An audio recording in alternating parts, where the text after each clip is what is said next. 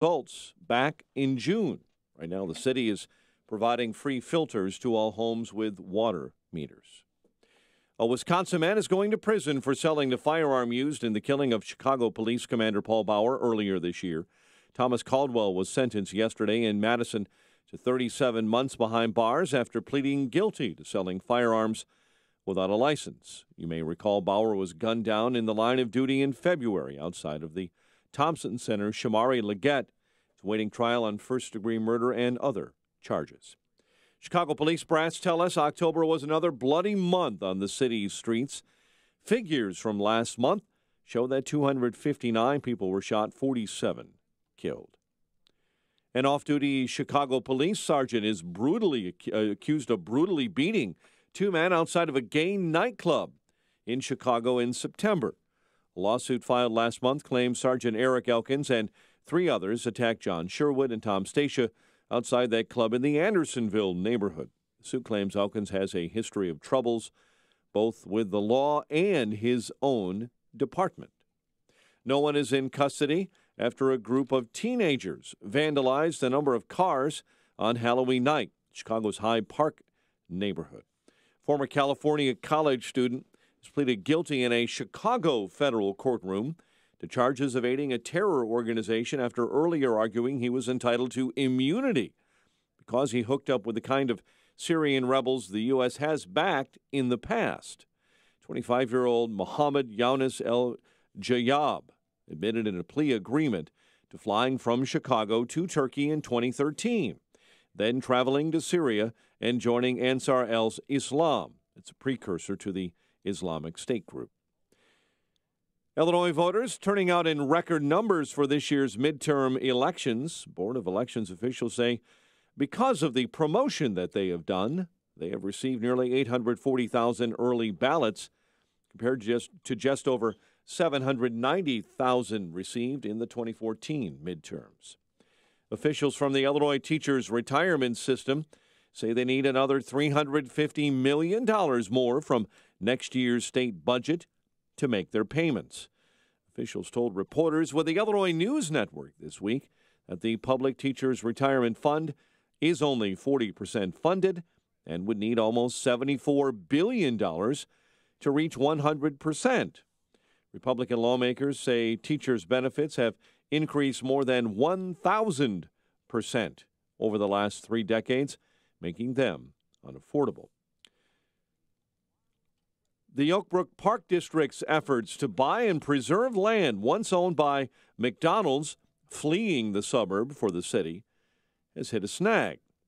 Park leaders found out yesterday that the Pulte Group has a contract to try and purchase the same site on Jory Boulevard and Kensington Road.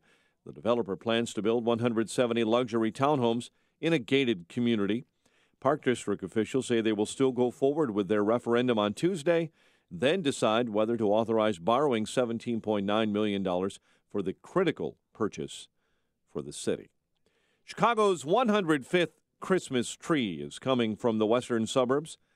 Family from Elmhurst has donated the 60-foot Norway spruce, tree chosen out of 79 submissions received by Chicago's Department of Cultural Affairs. It's delivered to Millennium Park today. Look for the corresponding traffic jams as the big tree gets moved downtown. Chicago sports, the Oilers scored twice in the second and the third periods in a 4-0 shutout of the Blackhawks in Edmonton. Chicago has now lost a troubling 4 in a row. Trey Harbison rushed for 169 yards and a score. Northern Illinois held on to beat Akron 36-26. Our Huskies are now bowl eligible, and IU staying undefeated in the MAC at 5-0. Bulls take on the Pacers tonight at the UC. Fighting Illini men's basketball team hosting Division III Illinois Wesleyan tonight in their lone exhibition game. Fighting Illini actually begin the regular season next Thursday. The news service of Unbound.org. Right now there are young people across the world facing a tough choice. Continue their dream of education or drop out to help their family put food on the table. You can help change their future in a single moment. See how far your support can go at Unbound.org. 5:08 and a check of traffic and weather on the way next on AM 560. The world is a dangerous place. Often, it's a very ugly place, and you come here to try to help make sense of it all. We give you the latest news, help you understand what it means and why it's important. But there are bigger questions you need answered about life and death, faith and hope. And that's where our sister station, AM 1160, Hope for Your Life, comes in. When you're looking for answers to life's biggest questions, give them a listen at AM 1160 or online at 1160hope.com. The following is a paid political announcement. Rich, poor, Republican, Democrat, we're all the same when it comes to property taxes. We're not going to be living in Illinois anymore, and it's due to the property taxes. Go to SaveYourHomeNow.org. You stay. The politicians go. Liberty Principles paid for this ad and is solely responsible for its content. I'm Amy Arrett, founder of Madison Reed, a hair color company I named after my daughter. It's very meaningful to me when I hear customers talk about how Madison Reed at-home hair color has changed their lives. Here's Vicky, one of our very first customers. Coloring my own hair is easier than I ever imagined. The best part, I no longer have to sit in a salon and pay over $100 to have this done. Now I color it when it's convenient for me, and it takes less than an hour. People compliment me on how great my color is, and my hair is incredibly soft and healthy looking. Experience beautiful, multi-dimensional, ammonia-free, salon-quality color for under $25. Join the hundreds of thousands of women who have tried and loved Madison Reed. Find your perfect shade at madison-reed.com and get 10% off plus free shipping on your first color kit. Use code TOP. That's code TOP. Try it. Love it. That's the beauty of Madison Reed. Signature Bank is Chicago's fastest growing independently owned business bank. It's a bank where relationships still matter. Signature Bank knows your name and your story. I'm Dan Proft, and I know this because Signature Bank is my business bank. I'm Gina Labus, President and CEO of Mid-States Glass and Metal and a customer of Signature Bank since 2011. As we expanded our business into all aspects of the glass and metal industry, we needed a bank who could grow along with us. That's when we met Mick O'Rourke, co-founder of Signature Bank. Mick and his team took the time to understand the ebbs and flows of our business. They worked with us to find a solution that would support our growth. Mid-States Glass and Metal is proud to work with Signature Bank because they support Chicagoland women-owned businesses like mine. Signature Bank is looking for their next success story. To learn more about turning your business vision into reality, visit signaturebank.bank. Signature Bank, helping local businesses succeed. Member FDIC, Equal Housing Lender. The following is a paid political announcement. Did you hear that Tony Preckwinkle and Mike Madigan have spent over $300,000 in ads just to take out Tim Schneider? Tim Schneider is our tax watchdog on the Cook County Board. No. Yes, and Tim's opponent, Kevin Morrison, says he wants to create smart new ways to create revenue for Cook County. That sounds expensive. It sure does. We need Tim Schneider on the Cook County Board to fight for taxpayers. Now, Tim has never voted for a property tax increase. Tim has never voted for a sales tax increase. Tim Schneider did lead the repeal of that awful soda tax. Really? I didn't know that. Yes, and Tim Schneider has been endorsed by the Chicago Sun-Times, Daily Herald, and the Chicago Tribune, each describing him as a champion for taxpayers and for fighting off the Chicago machine. The Tribune said Schneider is an extraordinary board member who is sensitive to the big tax burdens on homeowners and employers. Well, I already pay too much in taxes. I'm voting for Timothy Owen Schneider. Paid for by Citizens for Tim Schneider. Amazon is raising the bar on wages. Beginning November 1st, pay starts at $15 an hour in the Chicago area. Learn more and apply online at amazon.com/Chicago Jobs. Amazon's an equal opportunity employer. It's 5:12. Let's get an update on the roads in the Alarm Detection Systems Traffic Center. Here is Jim Talamonte. On Chicago's north side, there's a collision involving a vehicle and a pedestrian on Clark at Irving Park. Kennedy Expressway outbound traffic stop and go Nagel to Harlem with overnight construction of 2 left lanes. Looking at about 25 minutes from downtown to O'Hare. Inbound fine at 20. Reversibles are open inbound. Edens is fine. Eisenhower inbound. It's heavy Racine to the Burn Circle. 31 minutes, 390 to downtown. Ramp to the outbound Kennedy, now reopening. Stevenson looks good. The Ryan as well, aside from some road construction. On Bishop Ford, little congestion around the Stony Island feeder. Overall traffic is fairly light. No problem. Freeport right now on the tollways of Northwest Indiana. That's traffic. I'm Jim Talamonte from the Alarm Detection Systems Traffic Center on AM 560 The Answer. Chicago's Morning Answers starts next. Your official Chicagoland weather forecast from the 1-hour heating and air conditioning weather center and our meteorologist, Brian May. Rather cloudy today, high 50. Tonight, patch of clouds, low 36. Sunshine followed by clouds tomorrow, high 54. Sunday, breezy with periods of rain, high Sunday, 57. I'm Brian May on AM 560, The Answer. Temperatures settling into the chilly range right now. 39 O'Hare, 43 along the lakefront. Your next news update is at 5:30, and Chicago's Morning Answer with Dan and Amy starts now on AM 560, The Answer. Watch today's show live right now on the Income Store live video stream at 560theanswer.com. This is Chicago's Morning Answer with Dan Proft and Amy Jacobson on AM 560. The Answer.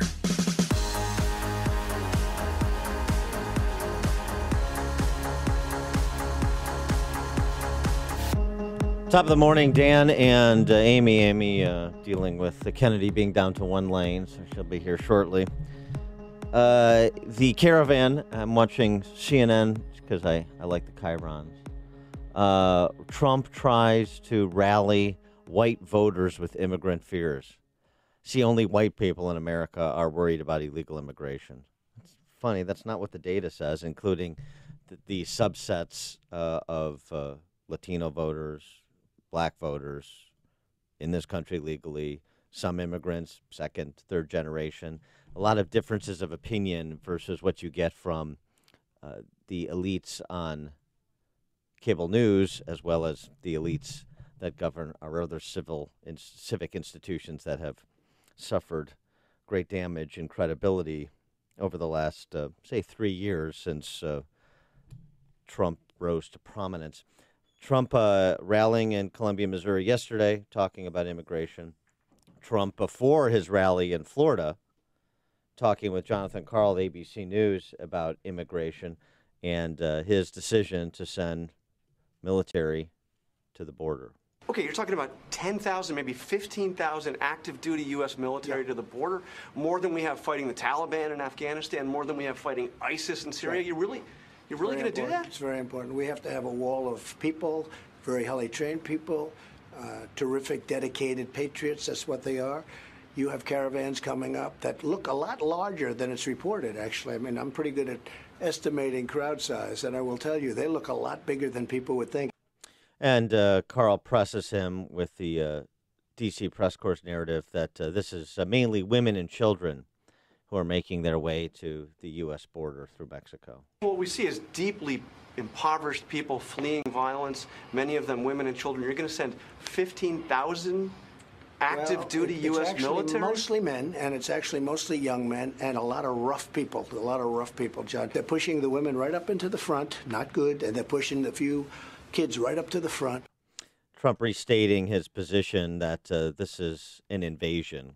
Jonathan Karl reacts incredulously to the notion that this should be termed an invasion. They can't invade our country. You look at that, it almost looks like an invasion. It really does look like an invasion. Those caravans are an invasion? Oh, I think so. I think when you look at some of them, when you look at some of the people within the caravan, yeah, I think it could be considered an invasion of our country. We can't have it.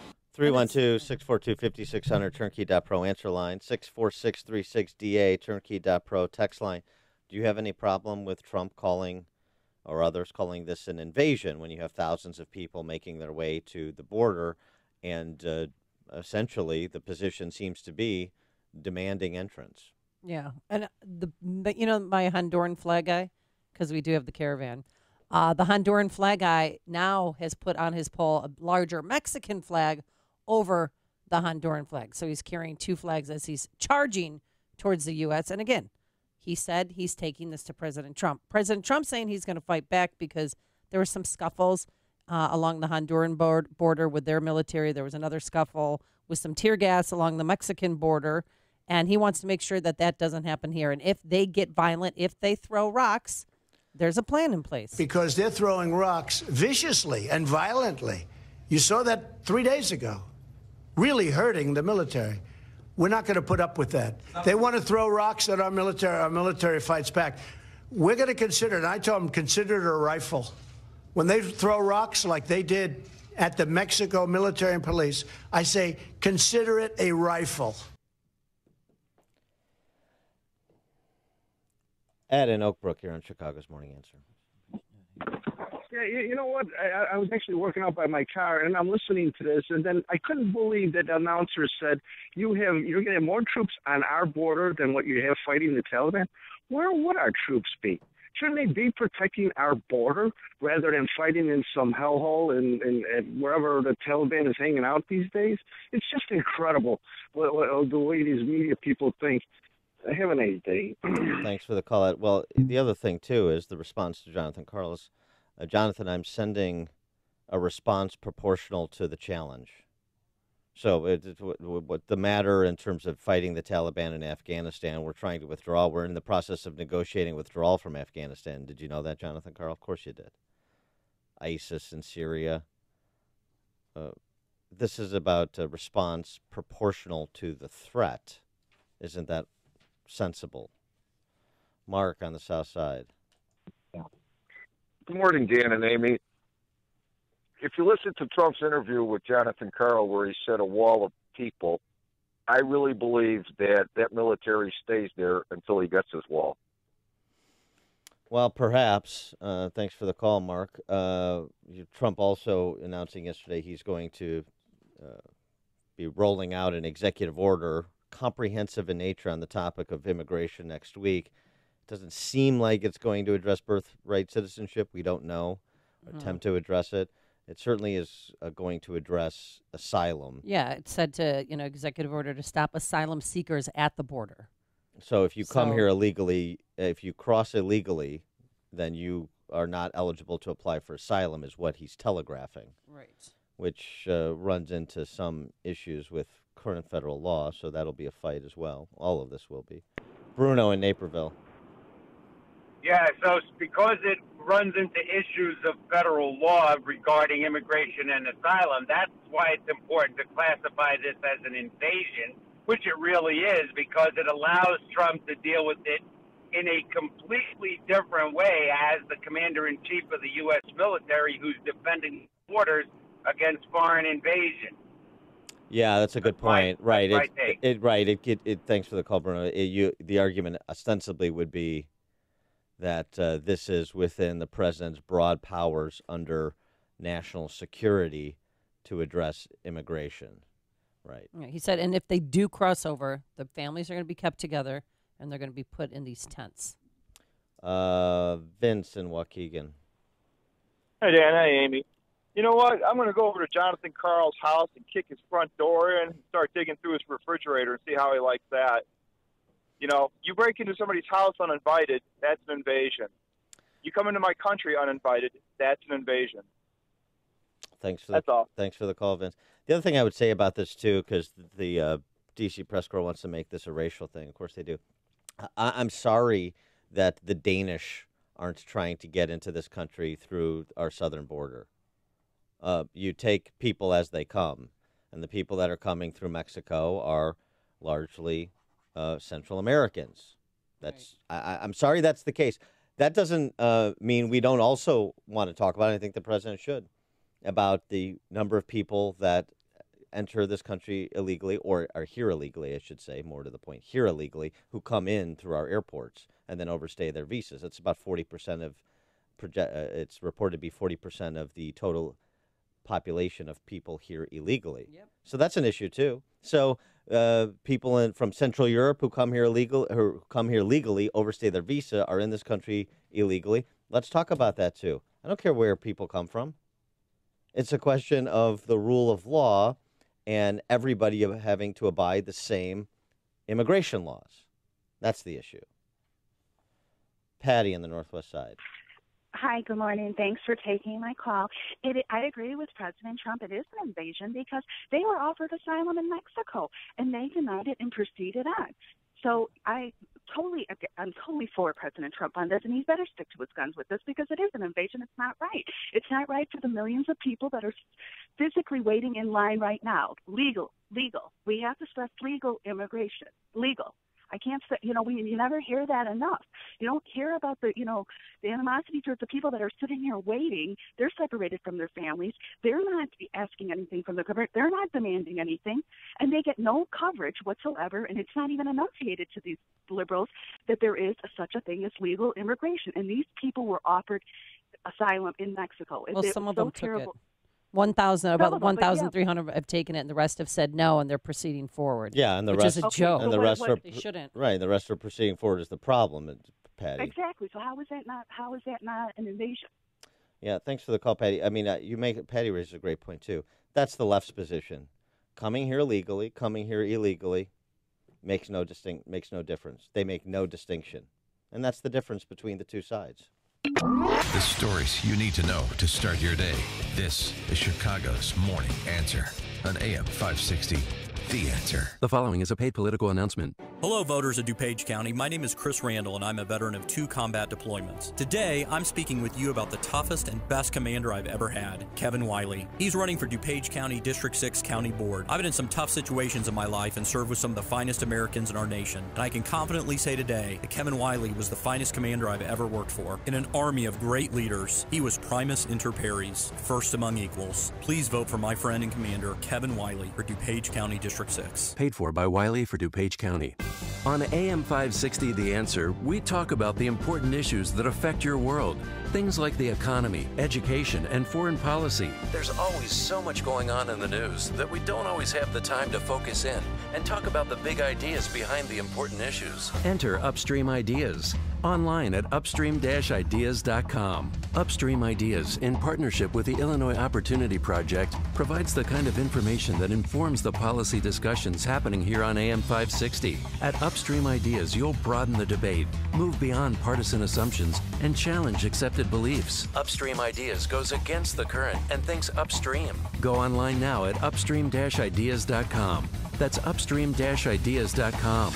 You'll be armed with new information and fresh perspectives to help encourage you to make the state of Illinois and the United States of America a bit freer, a bit more just, and a bit more civilized. Upstream-ideas.com. Highland Park Ford Lincoln's in the house. Here's Alan Marty. For 30 years, we've been making people happy with incredible deals and service. We're the best Ford Lincoln dealers in town. Because making people happy makes us happy. No doubt. This is one happy place. Heck, we just break into dance all the time.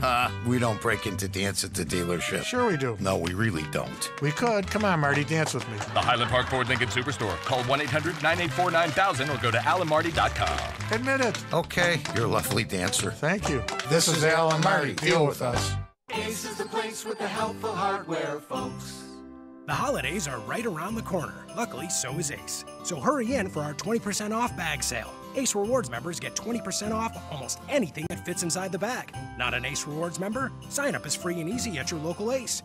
Kick off your holiday shopping this weekend with big savings on quality gifts from the best brands. Don't miss the 20% off bag sale this Saturday and Sunday only at Ace. Offer valid at participating stores only. Additional conditions and exclusions apply. See store for details. Napa know-how. Right now, Napa has 5-quart jugs of Pennzoil or Valvoline full synthetic motor oil for $23.99. That's one heck of a deal for all-weather engine protection. So whether you're driving in Phoenix, Arizona, Duluth, Minnesota, or down the street to the grocery store, the right oil for your ride is just $23.99. Quality parts, helpful people. That's Napa know-how. Napa know-how. General states pricing. Sales prices do not include applicable state, local taxes, or recycling fees. Offer ends 12/31/18. You've heard of living trusts and how they can help protect your assets, but you may not know if a living trust is right for you. Or maybe you have questions about creating your own living trust. The fact is, almost everyone can benefit from a living trust, which can protect your assets from the court system and your loved ones from unnecessary expense and inconvenience. Learn more at a free seminar Wednesday, November 7th at Papa Joe's Restaurant in Orland Park. Estate planning attorney Robert Zapolis will explain how to create your own living trust, estate planning under the new tax laws, why a will does not avoid probate, and more. Have your estate planning and living trust questions answered absolutely free. Don't miss this important seminar, Wednesday, November 7th at 6:30 at Papa Joe's Restaurant, 145th and LaGrange Road in Orland Park. The seminar is free and a complimentary dinner is served, but you must make a reservation now. Call 708-478-1400. 708-478-1400. AM 560, The Answer. Talking about Trump amping up the rhetoric, announcing an executive order forthcoming on the topic of immigration next week. Did an interview with Jonathan Karl before his rally in Fort Myers, Florida the other day. Talked about immigration last night in Missouri.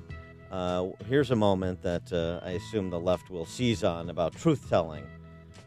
Jonathan Karl pressing the president to answer the question of whether or not he always tells the truth. Have you always Well, been I try. truthful? I mean, I do try. I think you try, too. You say things about me that are not necessarily correct. I do try, and I always want to tell the truth. When I can, I tell the truth. I mean, sometimes it turns out to be where something happens, it's different, or there's a change, but I always like to be truthful. Well, when I can, I tell the truth. I mean, it's a matter of national security, maybe. That's sort of the line, yeah. I mean, it's what he was trying to say is he can tell the truth up until a point because people don't need to know certain things. Or things, the reality on the ground changes. He's not able to disclose. I mean, there's all sorts of, this is classic Trump. There's all sorts of ways to interpret that statement because he never provides sort of the specific explanation. He just kind of presents that statement, and then depending on your perspective on Trump, you're left to try and discern it. Philip in Blue Island, you're on Chicago's Morning Answer. It hurts that he takes advantage of especially our elderly, our vulnerable, those in rural areas who are like I was thinking about Barack Obama's mother or grandmother, stating the fact that she has a fear of certain people of color, and that is something that's happening in America, and Trump lies and take advantage of people like this, and isn't like a snake oil salesman, and it's so crazy. He's a good politician, obviously. So why can't he just? And now he's talking about I tell the truth when I can. I mean, just like crowd sizes. I heard him say something about he's a good estimator of crowd size. Hey, Philip, we just lie so much. Hey, Philip, you remember when Jesse Jackson said that he walks down the street and he's got a young black man behind him, and it makes him a little jumpy? Remember when he talked about that? I mean, it's a stated fact that we living in fear today. But for him to use somebody that's 800 to 1,000 miles away, and the crowd is dwindling, and now he wants to shoot people who throw rocks like it's Israel or something. It's or against the Palestinians. It just seems. Yeah, basically, I think that's where he got that from. Well, I don't know that the Israelis shoot people throwing rocks either. I think they tried to defuse these situations, bring force to incursions, and that's I think what President Trump's trying to do. But we'll get to that point that you raised about his statement about treating rocks like rifles. I think that is a statement that needs some discussion. Yes, for sure. Thanks for the call, Philip. Coming up on Chicago's Morning Answer. The new Twitter ad that features the cop killer illegal immigrant from California. Is that racist? At 5:38. And later, the O Factor visits Georgia. We'll tell you why she was there. Plus, is he kind of a big deal? We'll talk about Mike Pence's visit. But first, let's get into the newsroom. Here's Mike's. 39 degrees this morning. Clouds and fair skies mixed across the area. U.S. troops on their way to the U.S.-Mexico border. Soldiers from Fort Riley, Kansas arrived yesterday in Harlingen, Texas. They're part of the first wave of more than 5,000 active duty troops the president is sending to back up Border Patrol agents. Meantime, the president's national security advisor is talking tough against Venezuela, Cuba, and Nicaragua. I'm here to deliver a clear message from the President of the United States on our policy toward these three regimes. Under this administration, we will no longer appease dictators and despots near our shores. Speaking in Miami, John Bolton calling those three countries the troika of tyranny in this hemisphere, and that the countries have met their match. Florida man accused of sending mail bombs to high-profile officials and elected Democrats will be in a Miami courtroom this morning. Serial mail bomber suspect Cesar Sayoc will go before a judge in a pretrial hearing today. Funeral services are scheduled for the oldest person killed in the Pittsburgh synagogue shooting. 97-year-old Rose Mallinger was attending a baby naming ceremony at the Tree of Life Synagogue when a heavily armed man walked in and killed 11. Indiana State Police say 24-year-old Alyssa Shepard is facing reckless homicide charges after the fatal crash at a bus stop in Fulton County on Tuesday. Fulton County Sheriff Chris Sailors attended a vigil for the family of the deceased children yesterday. Anybody that's been associated with this, we're all having a hard time. Shepard reportedly told investigators she didn't recognize the school bus, and by the time she realized what it was too late. There's a new study that is showing what investigators say is a clear link between cell phone radiation and tumor growth. It's from the National Institutes of Health. They've been studying the effects of cell phone radiation on rodents since 1999.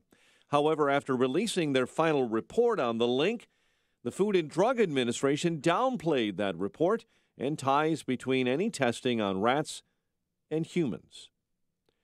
More men convicted of crimes linked to corrupt ex-Chicago Police Sergeant Ronald Watts and officers under his command are expected to be exonerated.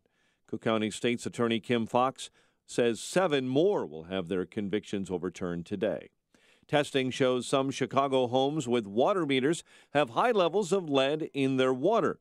The Department of Water Management announcing yesterday 51 of 296 homes tested showed the elevated lead levels. The problem, they knew about those results back in June.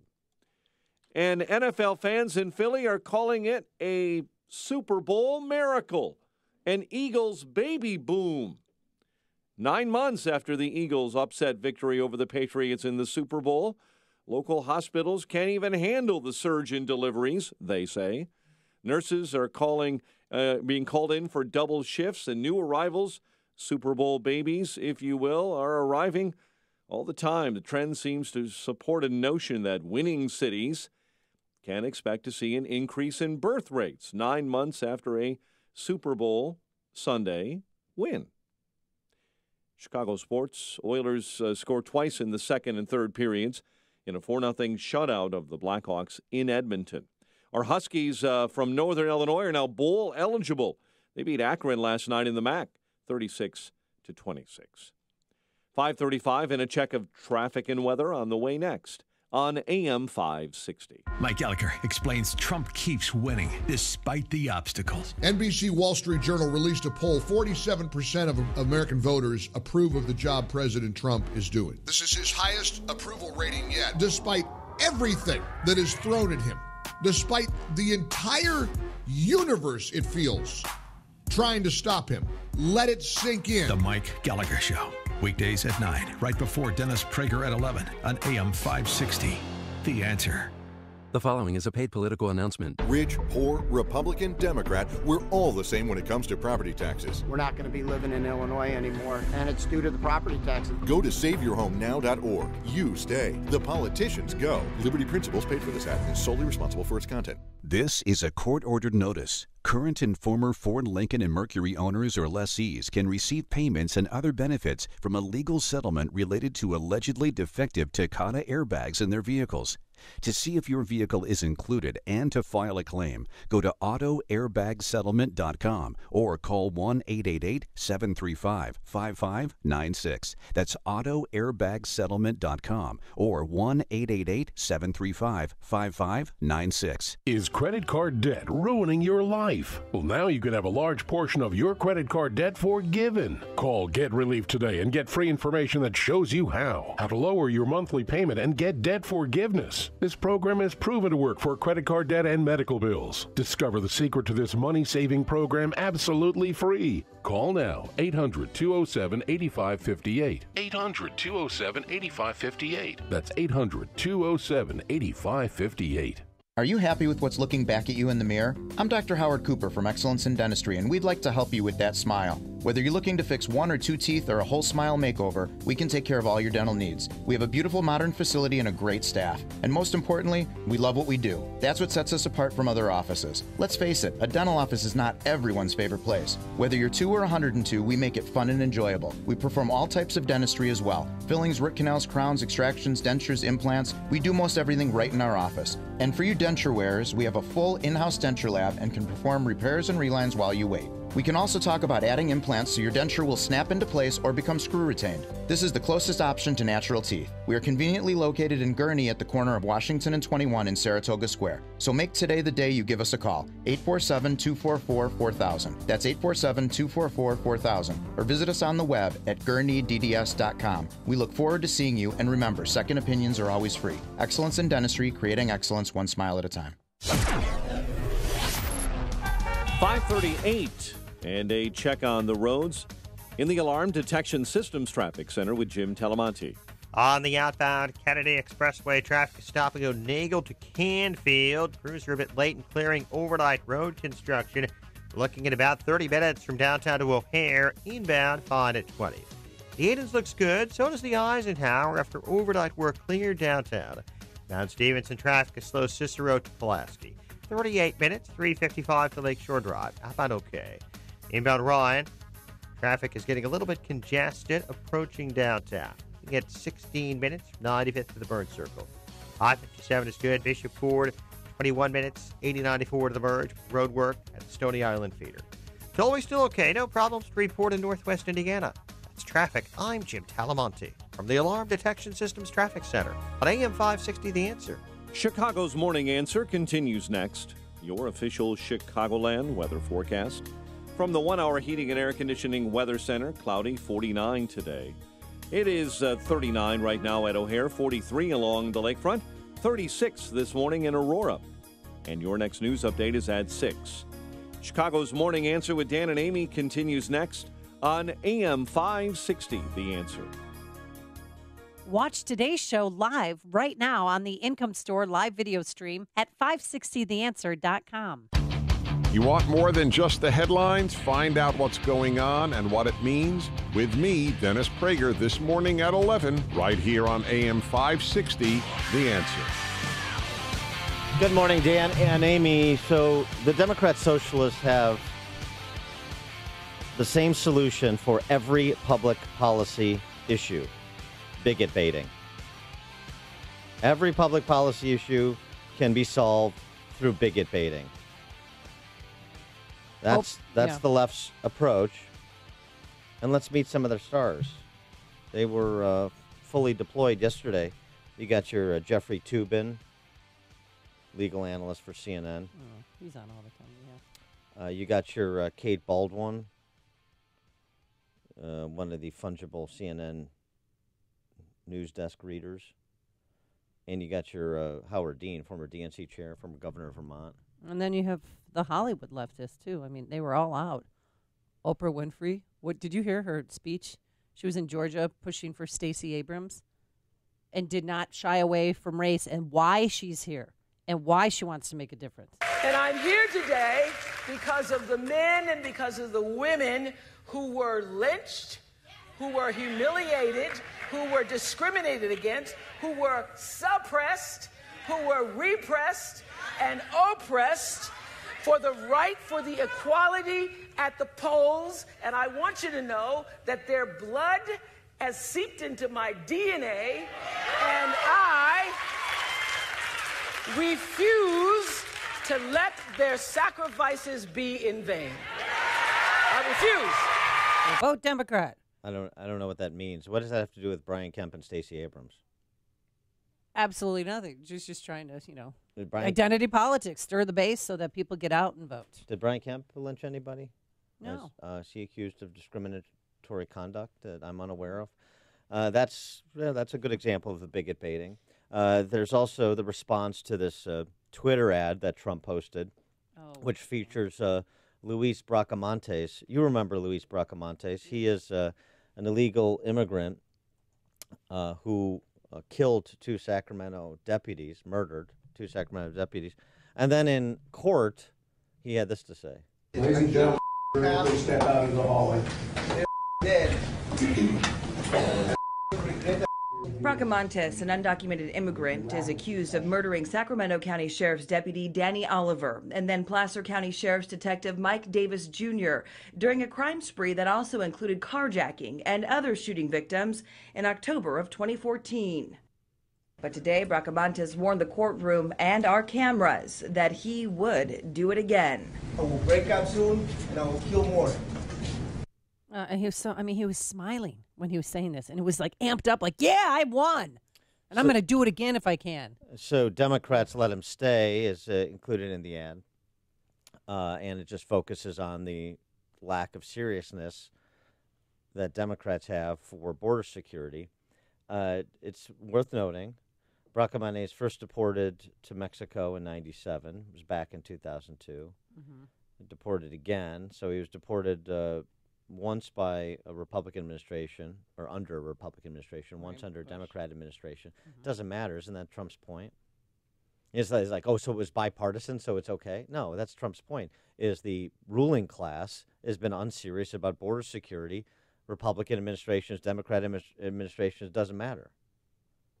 And that's the difference.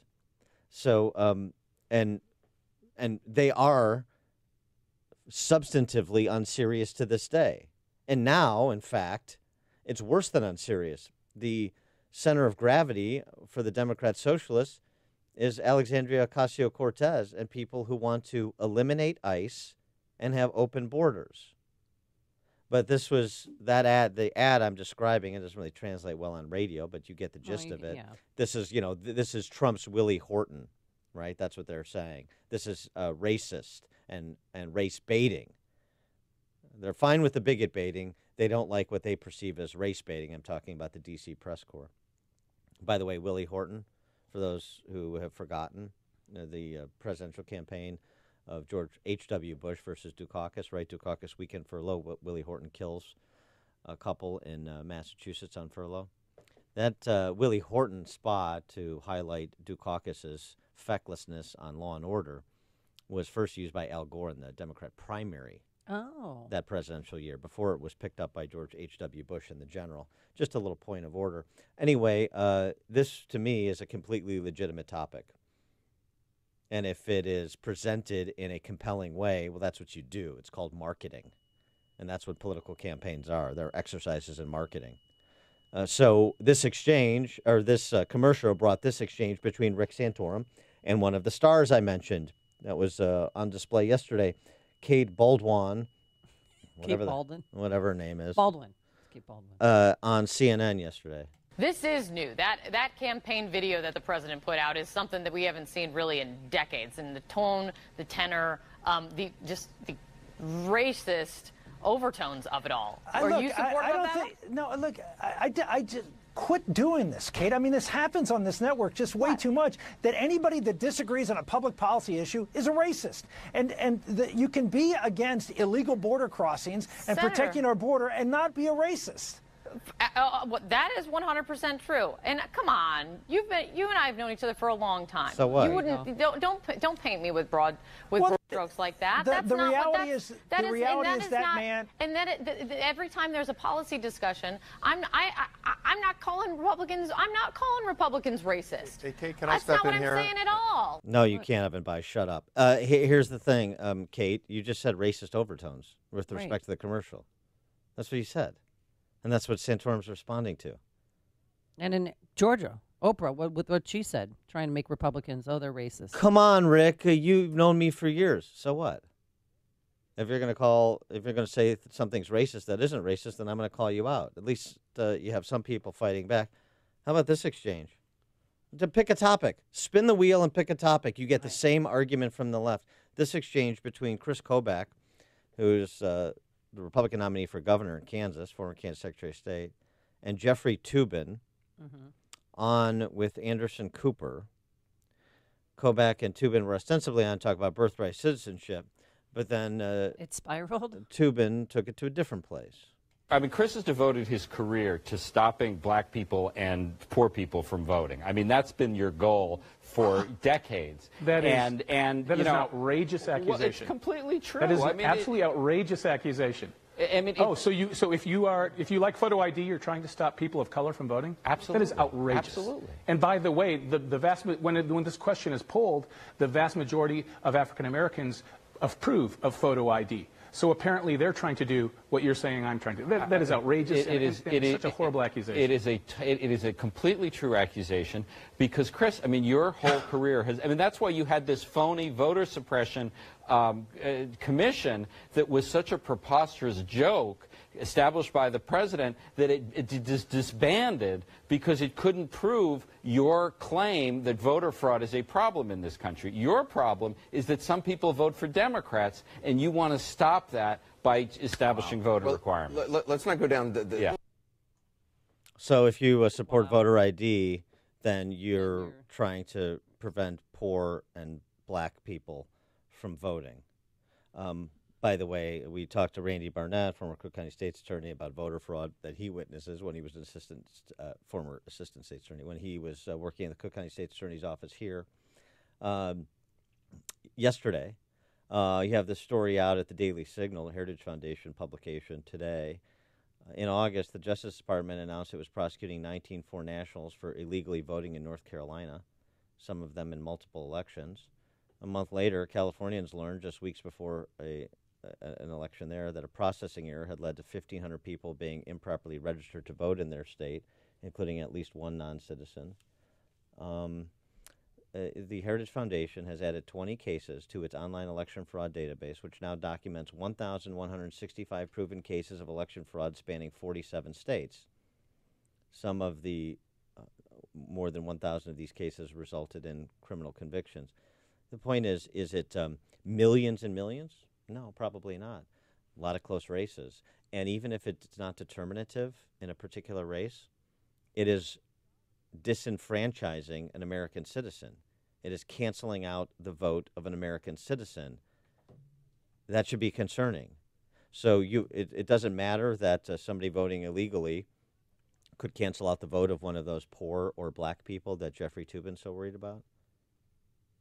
So voter ID, bigot baiting. Border security, bigot baiting. How about public safety in general? Thinking about the Pittsburgh synagogue shooting. Governor Howard Dean. Oh, this one's a beauty. On MSNBC yesterday. The Democrats are trying to basically run against a president who's got a very powerful message of hate, basically. Which can be effective at times like this when the nation has been turned upside down by this president. So, I'm pretty optimistic, actually, because these kinds of elections are usually determined at the last 3 days, which pollsters can't pick up. I do think there is a tendency towards voting Democratic, and I think the Democrats are a lot more energized, particularly, I hate to say this, after the shootings in Pittsburgh, where Trump really showed his true colors.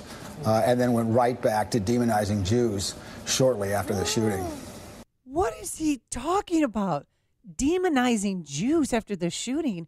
What he did was classy and full of poise and grace and warmth from his heart. He went and met with the rabbi and met with survivors and met with one of the widows from the shooting. And the rabbi, too, by the way, that met with President Trump was so impressed with him. Here's what Rabbi Jeff Meyer said about their meeting. The president was very warm, very consoling, put his hand on my shoulder, and the first question he asked me was, Rabbi, tell me, how are you doing?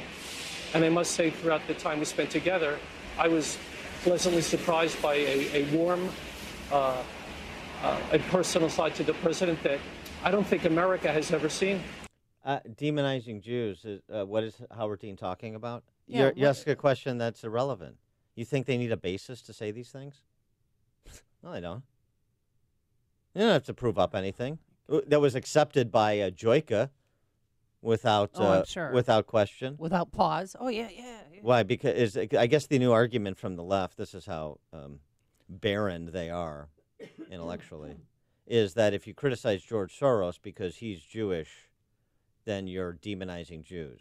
So you're I didn't not even allowed. know George Soros was Jewish. You're not allowed to disagree with Jewish people on public policy.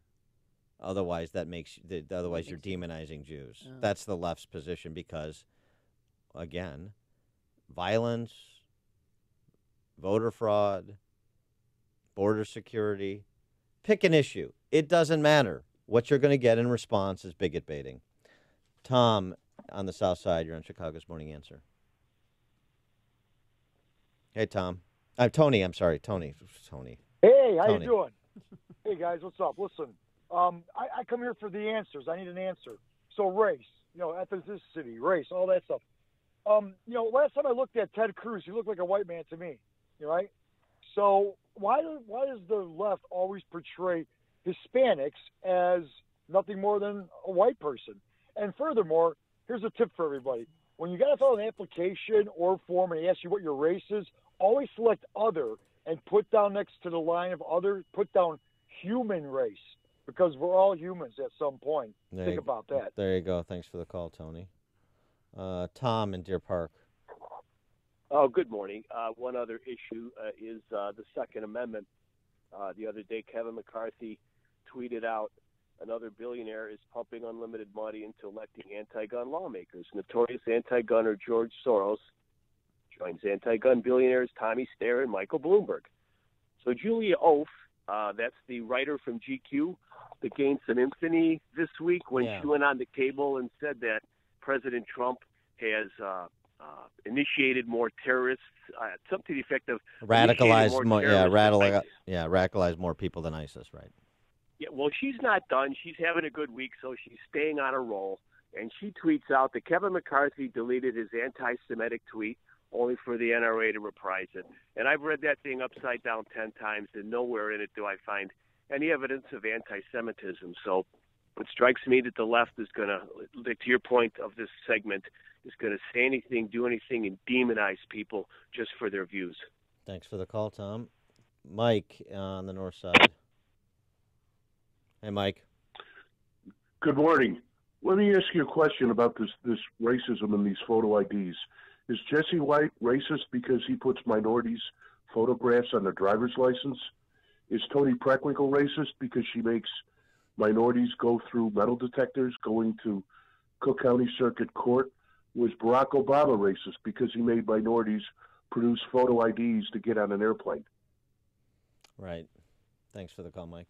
If you're listening to loud classic rock followed by the most casual of political conversations, it must be Morning Joe. You've made the switch, and it feels so good.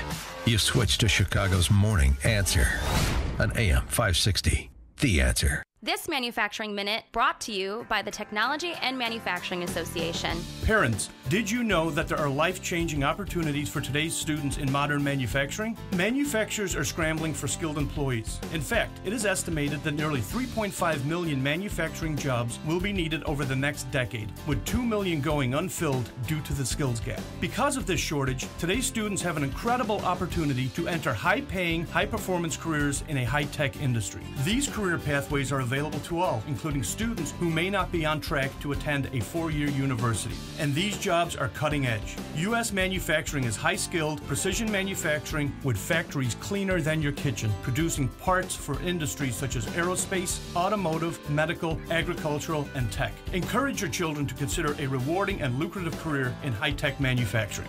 This Manufacturing Minute brought to you by the Technology and Manufacturing Association. Learn more at tmaillinois.org. If you're self-employed and purchase your own health insurance, I have some good news. From now until December 15th, you cannot be denied coverage based on a pre-existing condition, and depending on your income, you may find a more affordable plan. And this year, thanks to President Trump, if you're healthy and your income is too high to qualify for a subsidy, there is a new and competitive non-Obamacare marketplace where premiums are much lower and the PPO networks include access to our teaching hospitals in Chicago. Employers who provide small group coverage also have new options, and so do seniors looking for Medicare supplement coverage. Call me. I can help. If you're tired of calling a bureaucrat at an 800 number to help you navigate Obamacare, then you need a local expert on your side. your own health insurance mentor. C. Stephen Tucker from healthinsurancementors.com is someone I know and trust. He's a 20-year licensed broker who's been educating our listeners for 7 years. Steve, how can our listeners get in touch with you? Thanks, Dan. They can visit healthinsurancementors.com or call me directly at 630-674-1551. I'm Amy Arrett, founder of Madison Reed, a hair color company I named after my daughter. It's very meaningful to me when I hear customers talk about how Madison Reed at-home hair color has changed their lives. Here's Vicky, one of our very first customers. Coloring my own hair is easier than I ever imagined. The best part, I no longer have to sit in a salon and pay over $100 to have this done. Now I color it when it's convenient for me, and it takes less than an hour. People compliment me on how great my color is, and my hair is incredibly soft and healthy looking. Experience beautiful, multi-dimensional, ammonia-free, salon-quality color for under $25. Join the hundreds of thousands of women who have tried and loved Madison Reed. Find your perfect shade at madison-reed.com and get 10% off plus free shipping on your first color kit. Use code TOP. That's code TOP. Try it. Love it. That's the beauty of Madison Reed. Don't forget that you can watch Chicago's Morning Answer on the Income Store live video stream every morning at 560theanswer.com. A storm is on the horizon, and you need to keep the lights on no matter what. Your business relies on the power being on 24/7. It's the lifeblood of your data and computer systems. Weather-related outages from the power company are not acceptable. Your need for a source of power that's reliable 24/7, along with round-the-clock service that can dispatch technicians to your site immediately, is mission critical. Your business needs Charles Equipment Energy Systems on speed dial. These are the big boys, not residential or solar, but reliable industrial generators for emergency backup or events. When you need more than a 100-foot extension cord plugged into a small engine generator, call Charles Equipment Energy Systems. They keep the lights on with rental generators for job sites or power outages. Stay warm this winter. Plan ahead. Call now to prepare generators for winter storms and potential power outages. Call 630-834-6000. That's 630-834-6000 or charlesequipment.com. charlesequipment.com. What's happening? What does it mean? Why is it important? We've got the answer. AM 560, The Answer. WIND, Chicago. What if President Trump hadn't won? I'm Dave Anthony, Fox News. We would be in a nuclear war right now if the right person didn't come along. So we're doing well. The president rallying Republicans in Missouri days before the midterm elections, again railing against the caravan of Central American migrants headed to the U.S. These are tough people. These are not angels. Now he's formulating a new plan to stop them. Fox's Rachel Sutherland live in Washington. Dave, President Trump plans to sign an executive order barring illegal border crossers from applying for asylum. This endemic abuse of the asylum system makes a mockery of our immigration system. During a speech at the White House, the president said migrants part of that massive caravan will be held in tents while their asylum claims are assessed. Court challenges are certain. Already a dozen migrants in the caravan have filed a class action lawsuit against the Trump administration, claiming a violation of due process under the Fifth Amendment. Dave? Rachel, U.S. troops have deployed to the border. More are going, and the president says up to 15,000 may be sent. More than 100 House Democrats who believe the president's trying to stoke misleading fear have sent a letter to Defense Secretary Mattis for more info and the cost of the deployment. A sheriff's deputy shot in the head last night in LaGrange, Texas, is in critical condition this morning. It happened after law enforcement confronted a man at a discount store because he failed to register as a sex offender, and this man witnessed it. He pulls out of his shirt and there's a knife about that big. He says, "Hey, man, don't mess with me. I'll stab you. I'm not playing around. I'll stab you." Well, the guy then ran to a motel where police say he shot the deputy, then finally surrendered after a 3-hour standoff. The last funeral is today in Pittsburgh for the 11 people murdered at their synagogue. And the last one laid to rest was the oldest victim. Rose Mallinger was 97. Her accused killer, Robert Bowers, pleaded not guilty yesterday to murder and hate crimes for specifically targeting Jews. This is Fox News. Clouds and a few peaks at fair sky this early morning. 6:02 on AM 560, The Answer. Good morning. I'm Mike Scott. More men are convicted of crimes linked to ex-Chicago Police Sergeant Ronald Watts and his officers. Under his command, Well, the corruption that has followed after an investigation allows those men to be exonerated, according to Cook County State's Attorney Kim Fox, who says 7 more will have their convictions overturned today. That would bring the total number of convictions linked to the ex-Chicago police sergeant, Watts, to 55. Testing shows some Chicago homes with water meters have high levels of lead in their tap water. City Health Commissioner Dr. Julie Morita. What we know is that of those homes that were tested, more than 80% of those did not exceed the EPA lead copper rule standard. Chicago Department of Water Management knew about the testing results in June and is providing free filters to all homes with the new water meters. Wisconsin man going to prison for selling the firearm used in the killing of Chicago Police Commander Paul Bauer earlier this year. Thomas Caldwell was sentenced yesterday. Bauer was gunned down in the line of duty in February. Shamari Leggett is waiting first-degree murder, a trial on first-degree murder and other charges. Officials from the Illinois Teachers Retirement System say they need at least $350 million more from next year's state budget to make their payments. The Public Teachers Retirement Fund is only about 40% funded and would need almost $74 billion to reach 100% funding. Suburban Chicago woman has been charged with stealing more than $11,000 worth of credit card points from the school district where she worked. DuPage County State's Attorney's Office says Marcia Boyan of Naperville is charged with theft and felony misconduct.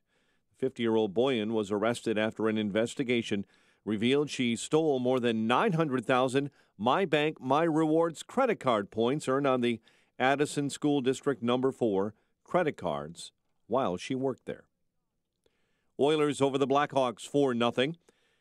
Our Northern Illinois Huskies are bowl eligible. Win number 6. They beat Akron 36-26 last night here on AM 560. NIU staying undefeated at 5-0 in the Mid-America Conference. The news service of Unbound.org. Right now, there are young people across the world facing a tough choice. Continue their dream of education or drop out to help their family put food on the table. You can help change their future in a single moment. See how far your support can go at Unbound.org. A check of traffic and weather on the way next on AM 560. The following is a paid political announcement. Rich, poor, Republican, Democrat, we're all the same when it comes to property taxes. We're not going to be living in Illinois anymore, and it's due to the property taxes. Go to SaveYourHomeNow.org. You stay. The politicians go. Liberty Principles paid for this ad and is solely responsible for its content. All money managers may seem pretty much the same. But while some money managers may recommend high commission investment products, Fisher Investments avoids them. Some money managers may have hidden and layered fees. Fisher Investments never does. And while some money managers are happy to earn commissions from you, whether you do well or not, Fisher Investments fees are structured so we do better when you do better. In other words, we're structured to be on your side. Maybe that's why most of our clients come to us from other money managers. Talk with us and find out why so many experienced investors are switching to and staying with Fisher Investments. Fisher Investments, clearly better money management. Investments in securities involve the risk of loss.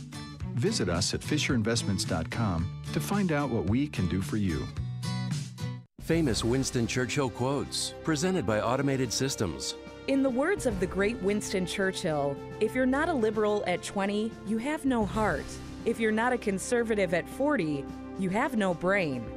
I know you support companies that share your conservative values. For FDA-regulated staffing needs, Automated Systems provides top talent, from experienced quality control and quality assurance engineers to top validation and compliance experts. Depend on Automated Systems. Hiring the best is critical to success. ASI Resources are all degreed professionals with decades of experience in manufacturing, automation, and FDA compliance. That's why ASI is retained by all of of Chicagoland's Fortune 500 life science companies to successful startups. For a staffing evaluation, call Laz at Automated Systems, toll-free 844-HIRE-ASI, or visit automatedsys.com. The following is a paid political announcement. Hey, where is Sleepin' Joe Donnelly?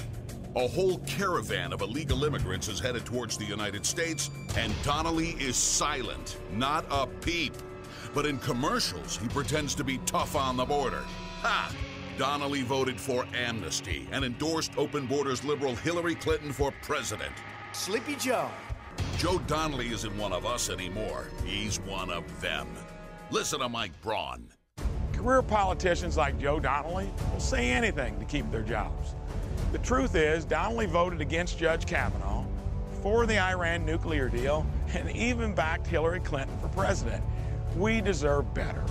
I spent my career in the real world, creating jobs and getting things done. In Washington, I'll fight to bring back good-paying jobs and fix our health care. I'm Mike Braun. I approve this message, and I ask for your vote. Paid for by Mike Braun for Indiana. Amazon is raising the bar on wages. Beginning November 1st, pay starts at $15 an hour in the Chicago area. Learn more and apply online at amazon.com/Chicago Jobs. Amazon's an equal opportunity employer. 6:08. And a check on the roads in the Alarm Detection Systems Traffic Center with Jim Talamonte. The Hayden's traffic moves well right now. 19 minutes either way between Lake Cook and Montrose. Kennedy eastbound delays are from 190 to Canfield and Central to Lawrence. 24 minutes O'Hare to downtown, outbound 31. Delays Foster to Canfield. On Eisenhower, heavy starting around Wolf. 39 minutes, 390 to downtown, outbound 31. Down Stevenson, 46 minutes, 355 to Lakeshore Drive. Eastbound Ryan, crash at 87th to the left lane, 28 minutes, 95th to downtown. This is I-57 jammed, 22 minutes, I-80 to the merge. Bishop Ford, 23 minutes, 80-94 to the ride. Northbound Tri-State heavy from the Reagan Tollway to the Eisenhower. Eastbound Indiana Toll Road from Clay to Ripley. It's traffic. I'm Jim Talamonte from the Alarm Detection Systems Traffic Center on AM 560 The Answer. Chicago's Morning Answer continues next. Your official Chicagoland weather forecast from the 1-hour heating and air conditioning weather center and our meteorologist, Brian May. Plenty of clouds today, high 50. Tonight, patch of clouds, low 36. Increasing clouds tomorrow, high 54. A shower or two tomorrow night, low 47. Periods of rain Sunday, high 57. I'm Brian May on AM 560. The Answer. 39 at O'Hare. Next news, 6:30. And Chicago's Morning Answer with Dan and Amy continues next on AM 560. The Answer. This hourly segment is brought to you by Secure Retirement Radio with host Raj Shah. Sunday mornings at 7 on AM 560. The Answer. This is Chicago's Morning Answer with Dan Proft and Amy Jacobson on AM 560. The Answer.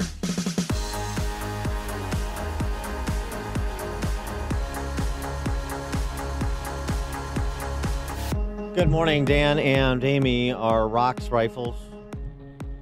312-642-5600 turnkey.pro answer line. 64636DA turnkey.pro text line. This is what President Trump had to say yesterday about deploying military to the border to meet that caravan, to repel that caravan, and essentially what the rules of engagement will be. Tell you this, anybody throwing stones, rocks, like they did to Mexico and the Mexican military, Mexican police, where they badly hurt police and soldiers of Mexico, we will consider that a firearm. Because there's not much difference when you get hit in the face with a rock, which, as you know, it was very violent a few days ago, very, very violent. Weeks ago.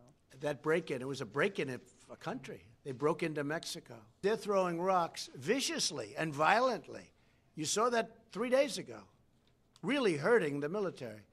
We're not going to put up with that. They want to throw rocks at our military fights back. We're going to consider it, and I told them, consider it a rifle. When they throw rocks like they did at the Mexico military and police, I say, consider it a rifle. Our rocks rifles, 312-642-5600 is our turnkey.pro answer line. 64636, type in DA, then a quick comment.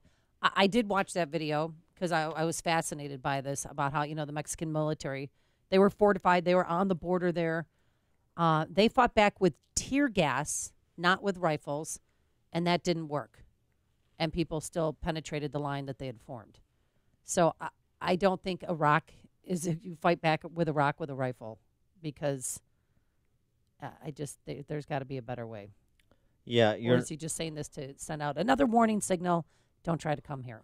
I mean, that could be part of it. It's a tough talk, but you're not going to give. I can't imagine giving a shoot to kill order on that basis. You're not going to open fire on a crowd.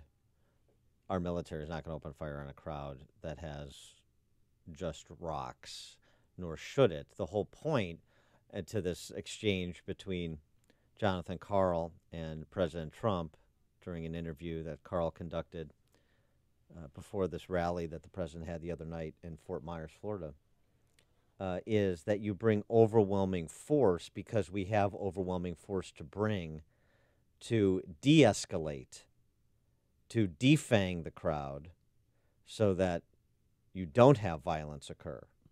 And then you have Border Patrol there to take anybody into custody that needs to be taken into custody for acting in a violent way. Mm-hmm. But you're not going to open fire in a crowd. Can you imagine? I mean, because they'll put the women and the children first in line and then try to cross through our border, and we're going to shoot down women and children? I don't think so. We're not going to shoot down anybody, and nor should we. I understand the president wants to make this front and center for people's consideration when they go to the polls on Tuesday. I understand that he's serious about this, I understand the utility of tough talk. But to suggest that rocks be treated like rifles for the purposes of our military engaging, I don't think is helpful. I think it's a bridge too far. Here's President Trump talking about the wall of force, highly trained people that we're going to bring to the border. This is where he needs to stay. Okay, you're talking about 10,000, maybe 15,000 active duty U.S. military to the border, more than we have fighting the Taliban in Afghanistan, more than we have fighting ISIS in Syria. You're really going to do that? It's very important. We have to have a wall of people, very highly trained people, terrific, dedicated patriots. That's what they are. You have caravans coming up that look a lot larger than it's reported, actually. I mean, I'm pretty good at estimating crowd size, and I will tell you, they look a lot bigger than people would think. Right, so that's fine. Wall of highly trained people bringing force to the border, so that's the response to his comparisons to Afghanistan and Syria. But I say again, the idea that bringing that force of highly trained people to bear would still open up the possibility of opening fire on some percentage of individuals in the caravan that might try to instigate violence. No. Well, I watched, about a week ago, Kristen Nielsen was on Fox News, and she downplayed the possibility of the U.S. military opening fire on the migrants, saying that, quote, "We do not have any intention right now to shoot at people. They will be apprehended, however." And keep in mind, they are bringing in large pieces of heavy equipment. There's going to be helicopters up above. They're going to try. I mean, they're not going. Yeah, maybe a rock will be thrown, but there'll be overwhelming force. But I do not see them, with a shoot to kill order. That's ridiculous. Tom in Hobart, Indiana. Yeah, Dan. I do agree with you on the part. You don't want to shoot into the crowd, so I'm with you on that. However, it is important, and I believe President Trump is doing the right thing to take this seriously and send as many troops as possible, because the best way to deflate a situation where people are killed is to have more troops down there than you need. Yes. More than you need instead of not enough. Yes, precisely. Exactly. Thanks for the call, Tom. When you have overwhelming force, use it. Why do you have police in a domestic context? Why do you have so many police cars respond to a report of a shooting incident? You want to bring overwhelming force to bear. Right. You have overwhelming force, use it. That's the way to de-escalate, to prevent violence from occurring or spiraling out of control. That's the point. And that would be the argument that Trump should advance in response to this comparison and contrast of troop levels at the border versus in other theaters. And if they're going to, I mean, they know they're going to bring rocks like they did, or maybe throw rocks like they did to the Mexican army. They can bring the shields, too. They could prepare helmets, shields, whatever they need to keep themselves safe. But I cannot see them shooting back. Robert and Niles. Hey, how you doing today? Yeah, I'm thinking they're throwing rocks at us. Maybe we could just throw rocks back at them. Okay. Yeah, that's what I'm... Hey, Amy, have you ever been hit in the head with a rock, Amy? Yeah, it's rocks not... are like bullets, Amy. Yeah, rocks are like bullets. Well, it leaves a mark. Yes. Yeah, come on now. You two ought to know that. I'm not saying we should kill them. I know, but let's throw some rock. How about a fire hose? We could hose them down. Well, have a nice day. Thanks for the call, or Robert. use tear gas. But then again, that didn't work along the Mexican-Honduran border. But the shoot to kill. I mean, it's this is let's just get a hold of ourselves here. This is a crowd control exercise. And the combination of Border Patrol and the U.S. military will be able to manage the crowd. Okay? So all of this, I mean, I understand that Trump amps up the hysteria surrounding this, and then the D.C. press corps mob responds, and all the other leftists pull their hair out and run around with their, histrionics on television to whip up their base. I get it. But, I mean, let's just get a grip. Well, is President Trump trying to scare Republicans into voting on Tuesday? It's not about. I think you better. We're going to be shooting people at the border. I know he didn't say that, but I'm saying I feel like he's trying to. He's made immigration now the key defining moment for the midterm elections. Well, that's right, and he can do that without saying rocks are rifles and they're going to be trees. I mean, I get it. I get Cain killed Abel with a rock. I get it can be a deadly weapon. Okay, I got it. But I mean, let's just get a grip. Let's just get a hold of ourselves. Dan in Libertyville. The first person ever murdered, according to the Bible, was Abel. I know, I with just a said rock. that. Yeah, I know. Okay, I know you did, but you beat me to it. But No. here's the point: if someone came into your house with a big rock, would you shoot them? Well, if someone came into my house with a big rock and I had 2,000 of my armed friends with me, no, I wouldn't. That's the You're not point. going to have 2,000 people in your house, but your country is your house. If they're coming in with rocks like that and they're throwing them at the police, let's just put it this way: they're not coming in with good intentions. Well, I understand, but the question is what should our preparation and response be? And since we have our one force, I just again say, let's remember what we're talking here. We're talking about the United States military and our Border Patrol, highly trained individuals, and we're talking about a kind of thrown together crowd that's trekked some hundreds of miles to get to the border and it does not have the weapons of war as far as we know. So, I mean, that disparity, it's a crowd control exercise. Let's just understand what it is. There are things you can use to disperse a crowd, just like the oil tankers use this sound device to thwart people that want to board their ships. Yeah. Okay, fine. It deafens them and it makes them want to repel. It isn't fatal, but it deters them from trying to get any closer. We could use technology like that as well. That's okay, fine. Thanks Remember for when calling. they did the dental drill in Waco, Texas? That noise, like to try and get them out of the house. I'm all for having the less the all of the non-lethal options at the disposal, and then people who know how to do this making those sensible judgment calls depending on how the crowd presents itself, if and when it does present itself. I just, it's just restraint is the whole thing here.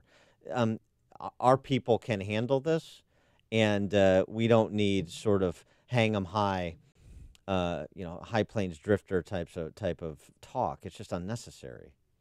The whole point is to ratchet down the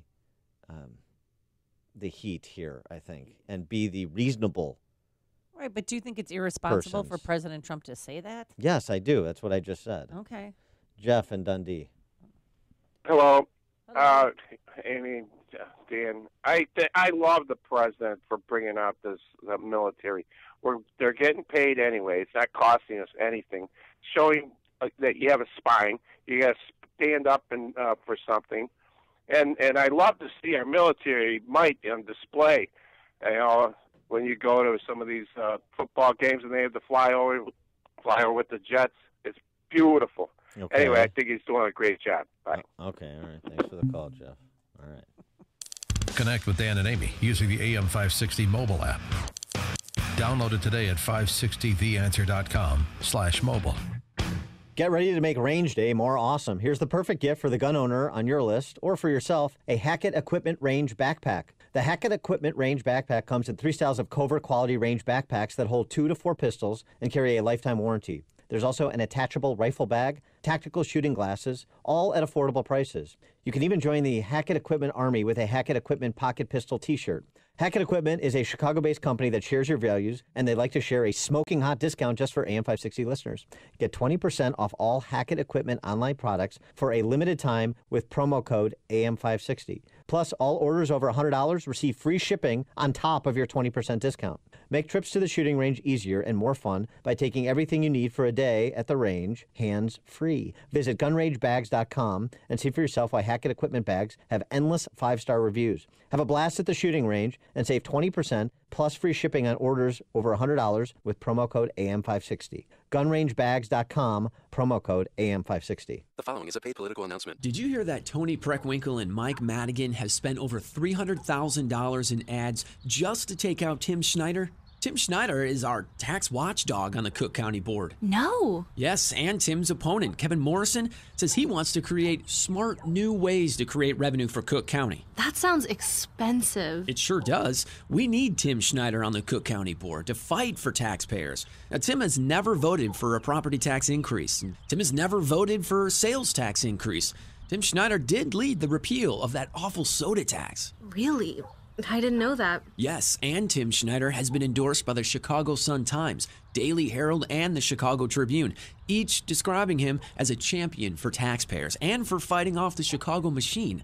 The Tribune said Schneider is an extraordinary board member who is sensitive to the big tax burdens on homeowners and employers. Well, I already pay too much in taxes. I'm voting for Timothy Owen Schneider. Paid for by Citizens for Tim Schneider. The following is a paid political announcement. Hello, voters of DuPage County. My name is Chris Randall, and I'm a veteran of 2 combat deployments. Today, I'm speaking with you about the toughest and best commander I've ever had, Kevin Wiley. He's running for DuPage County District 6 County Board. I've been in some tough situations in my life and served with some of the finest Americans in our nation. And I can confidently say today that Kevin Wiley was the finest commander I've ever worked for. In an army of great leaders, he was primus inter pares, first among equals. Please vote for my friend and commander, Kevin Wiley, for DuPage County District 6. Paid for by Wiley for DuPage County. Want your home's furnace to stay safe and reliable? And want to prevent any potential problems before they happen? At your local 1-Hour Heating and Air Conditioning, we recommend an annual furnace inspection and tune-up. Right now, get a $79 furnace tune-up. Call 855-1-HOUR. Because not taking care of your furnace, that's just cold. Your comfort is just a call away. Call 1-Hour. Terms and conditions may apply. Call for details. Independently owned and operated. Licensed in the respective state or county. Balance of Nature's fruits and veggies in a capsule. This stuff is the best stuff I've ever taken. I don't take any medicine.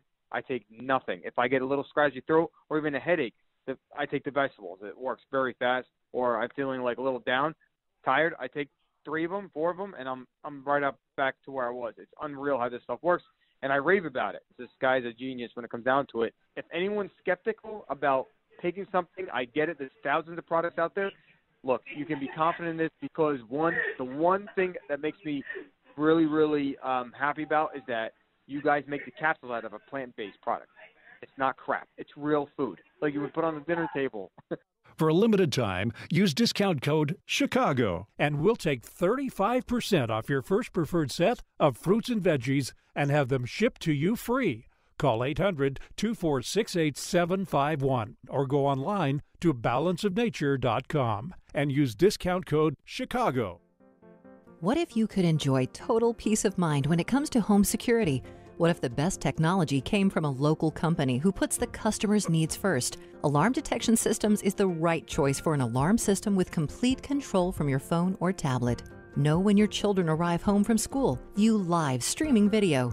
Check up on your pets. Receive alerts for extreme temperatures. Know if leaks or floods have been detected. Get real-time text alerts sent to your phone. Family-owned and operated since 1968, Alarm Detection Systems understands that nothing is more important than the safety of your family. Your security system will be monitored by our central station in Aurora, 24 hours a day, 7 days a week. Alarm Detection Systems is an authorized Honeywell equipment dealer. Our on-site security consultation is always free. Visit adsalarm.com or call 630-844-6322.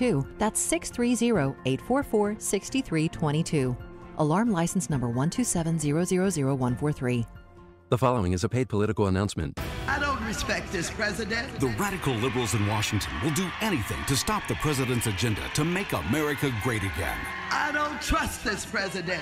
They would rather see the country fail. His motives and his actions are contemptible. Than fix the problems facing our nation. And I will fight every day until he is impeached. Impeach 45. Impeach 45.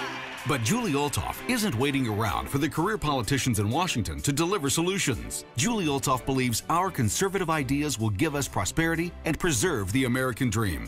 That's why Julie has worked with Governor Holcomb to balance Indiana's budget, cut taxes for hardworking Hoosiers, and fully fund the next 20 years of building and maintaining our roads and bridges. Julie Olthoff and Governor Eric Holcomb have Indiana on the right track.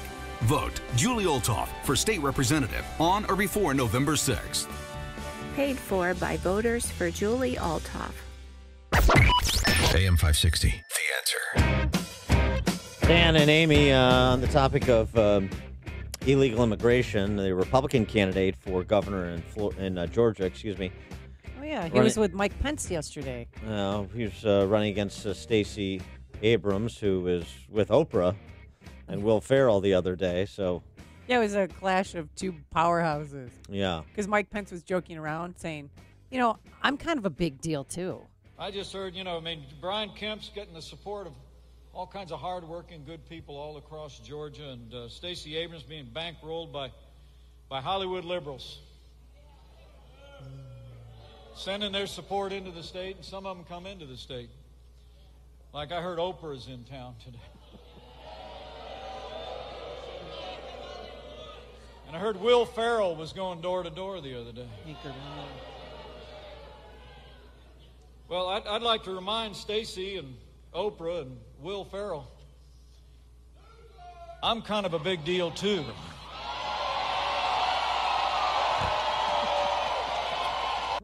Mike Pence making it funny. Come on, our vice president. Yeah, he's a total cut-up, that guy. Crowd loved him. They ate it up, Dan. Brian Kemp has a new ad out. Brian Kemp, the Republican nominee for governor in Georgia. Yes. Oh, yeah. Mike Pence was in town to campaign for. He's got a slight lead in that race. Are you ready for this? Oh, hunker down, people. Brian Kemp, very much in the Trump fashion, Southern fried version. I'm Brian Kemp. I'm so conservative. I blow up government spending. Oh my gosh. I own guns that no one's taking away. My chainsaw's ready to rip up some regulations. I got a big truck just in case I need to round up criminal illegals and take them home myself. Yep, I just said that. I'm Brian Kemp. If you want a politically incorrect conservative, that's me. Yeah, I believe you. I believe you. Holy cow. That's Brian Kemp's closing argument. If that's your closing argument, then I believe you. All right. Got your shotgun, you got your chainsaw, and you got your pickup truck. I'm ready to round up illegals if I have to. And you got your next governor of Georgia. Ooh. God willing, and the creek don't rise. Coming up at 6:36, another closing argument. This will be a little different. Yeah, you think? Chicago Police Sergeant Amy Kessam, who's a Republican nominee for state representative on the northwest side of the city of Chicago. He wants to start changing things in Chicago and Illinois. How about doing something other than continuing to elect property tax appeals attorneys in Chicago? Amy Kessam at 6:36. And later, check your pants, ladies. A 36-year-old bride from Florida found something, and we'll explain what it is. But first, into the newsroom we go. Here's Mike Scott. 39 degrees this morning in Chicago. On this Friday, President Trump says some very bad people, his words, who throw rocks are in caravans of migrants heading here from Central America. And places enormous strain on our local schools, hospitals, and communities in general, taking precious resources away from the poorest Americans who need them most. The president saying yesterday the rock-throwing migrants badly injured Mexican police and troops and warned U.S. troops will respond to any rock throwers that approach the border. The president campaigning today for Republican Senate candidates in Indiana and West Virginia, Mike Braun in Indiana, Patrick Morrissey in West Virginia. Attorney General Jeff Sessions says the U.S. is stepping up efforts to combat China's economic espionage. This initiative will identify priority trade theft cases and make sure that we bring them to an appropriate conclusion quickly and effectively. A convicted murderer in Tennessee is dead, executed by the electric chair. Edmund Zagorski was the first prisoner to be electrocuted in Tennessee since 2007. The 63-year-old Zagorski was convicted of violently murdering two men in 1983. Chris Cornell's family is suing a doctor over the late Soundgarden and Audioslave singer's death. In that suit filed yesterday, Cornell's widow Vicky and their children allege Dr. Robert Coblin overprescribed drugs to the singer. Specifically, the suit alleges the drug lorazepam led to the erratic behavior from Cornell before his death in Detroit in 2017 at the age of 52. Chicago police brass say October was another bloody month on the city streets. Figures from last month show 259 shot, 47 killed. No one is in custody after a student was robbed at gunpoint on the campus of DePaul University. Police say the victim was walking on a sidewalk last night on West Belden when three robbers stopped to demand money. Elgin police are investigating suspicious odors that caused a local grade school to be evacuated yesterday, Huff Elementary. Students and staff were moved to school buses. There's no word on when the children will be allowed back. Chicago sports. Oilers shut out the Blackhawks 4-0. Northern Illinois beat Akron 36-26 in the MAC. They're bowl eligible, and the Bulls take on the Pacers tonight. The news service of Unbound.org. Right now, young people across the world face a tough choice: continue their dream of education or drop out to help their family put food on the table. See how far your support can go at Unbound.org. 6:34 and a check of traffic and weather on the way next on AM 560. Not a day goes by without a terrorist attack somewhere in the world, or violence right here in our own streets. It can be paralyzing, which is why we're here at AM 560. We try to make sense of it all, but sometimes you're looking for deeper understanding of life's most troubling issues. We'd like to encourage you to check out our sister station, AM 1160, Hope for Your Life. We'll still be here when you come back, but give them a listen at AM 1160 or online at 1160hope.com, because even when you have the answers, you still need hope. You've heard of living trusts and how they can help protect your assets, but you may not know if a living trust is right for you. Or maybe you have questions about creating your own living trust. The fact is, almost everyone can benefit from a living trust, which can protect your assets from the court system and your loved ones from unnecessary expense and inconvenience. Learn more at a free seminar Wednesday, November 7th at Papa Joe's Restaurant in Orland Park. Estate planning attorney Robert Zapolis will explain how to create your own living trust, estate planning under the new tax laws, why a will does not avoid probate, and more. Have your estate planning and living trust questions answered absolutely free. Don't miss this important seminar, Wednesday, November 7th at 6:30 at Papa Joe's Restaurant, 145th and LaGrange Road in Orland Park. The seminar is free and a complimentary dinner is served, but you must make a reservation now. Call 708-478-1400. 708-478-1400. The following is a paid political announcement. Hey, where is Sleepin' Joe Donnelly? A whole caravan of illegal immigrants is headed towards the United States, and Donnelly is silent, not a peep.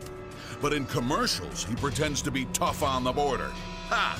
Donnelly voted for amnesty and endorsed open borders liberal Hillary Clinton for president. Sleepy Joe.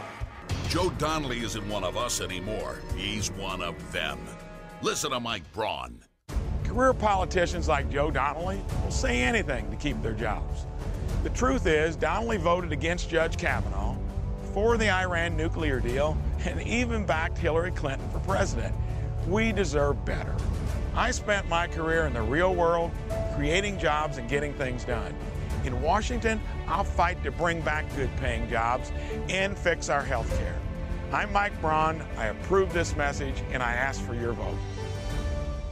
Paid for by Mike Braun for Indiana. Check out the newest podcast from the Associated Press, Ground Game, hosted by AP's Megan Crane. A weekly conversation about top political issues ahead of the upcoming midterm elections. Available on Apple Podcasts. 6:37. And let's get an update on the roads in the Alarm Detection Systems Traffic Center. Here's Jim Telemonti. We're seeing major delays on inbound I-57 and the Bishop Ford Freeway after a crash on the inbound ride at 87th. It's cleared now. I-57 runs 40 minutes. I-80 to the merge. Delays starting at 127th. Bishop Ford, 38 minutes. 80-94 to the Rhine. And the Rhine is 32 minutes from 95th to downtown. Outbound 15.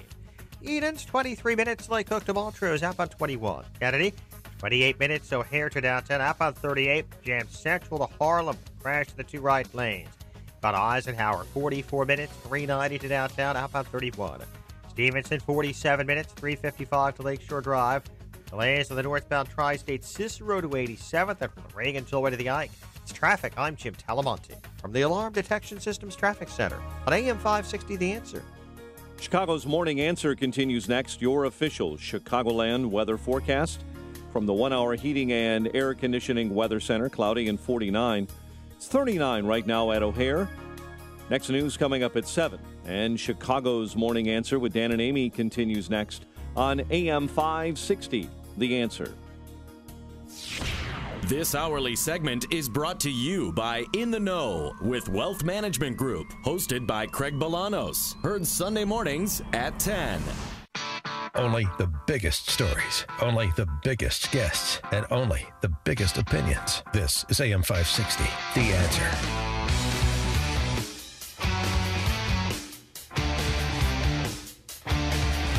Good morning, Dan and Amy. Closing arguments week on Morning Answer. And return to the state, back to the state legislative race, northwest side of Chicago. I haven't had a competitive race there in a long time. The president was very warm. Republican Party conceding the city of Chicago. That's a mistake. Well, it's a mistake Amy Kessam doesn't want Republicans to continue to make. She's a Chicago police sergeant. She's running against an incumbent named Robert Martwick, who, along with his daddy, have made more than $6 million appealing property taxes over the past decade. We did this analysis over at ChicagoCitywire.com. 1,508 Chicago properties represented by the Martwicks before the Cook County Board of Review over the last decade. It's netted him $6 million? Mm-hmm. Wow. So another walking conflict of interest, like Mike Madigan. You make the property tax laws and you benefit from the property tax laws professionally. No conflict of interest there. Chicago police sergeant, property tax appeals attorney. By the way, when their commercial clients have their property taxes reduced, you understand what happens, right? That's made up by people like us. Right, who aren't represented by the Martwicks or the Madigans. Do you get it? And just to put not too fine a point on it, if you care about your home, if you live in Jefferson Park or Portage Park or Edgebrook or Gladstone Park, Robert Martwick not only doesn't want to reduce your property taxes, he doesn't want to freeze them. Saying that the idea is to lower property taxes go against my principles. He explained during a debate on the floor, House floor last summer, in response to a proposed 4-year property tax freeze that was advanced by House Republicans. This is a bad idea. I hate this idea. So, I mean, there's not a lot of guesswork here. If you want your property taxes to keep escalating, then vote for Robert Martwick and all of his other friends in the suburbs. Oh, by the way, Martwick is also, because he's been so insulated from competition, because he takes his constituents for granted in such a manner, He's also the legislator who's proposed actually specific rates for a graduated state income tax, which should shock no one, would start with tax increases at the $24,000 household income level.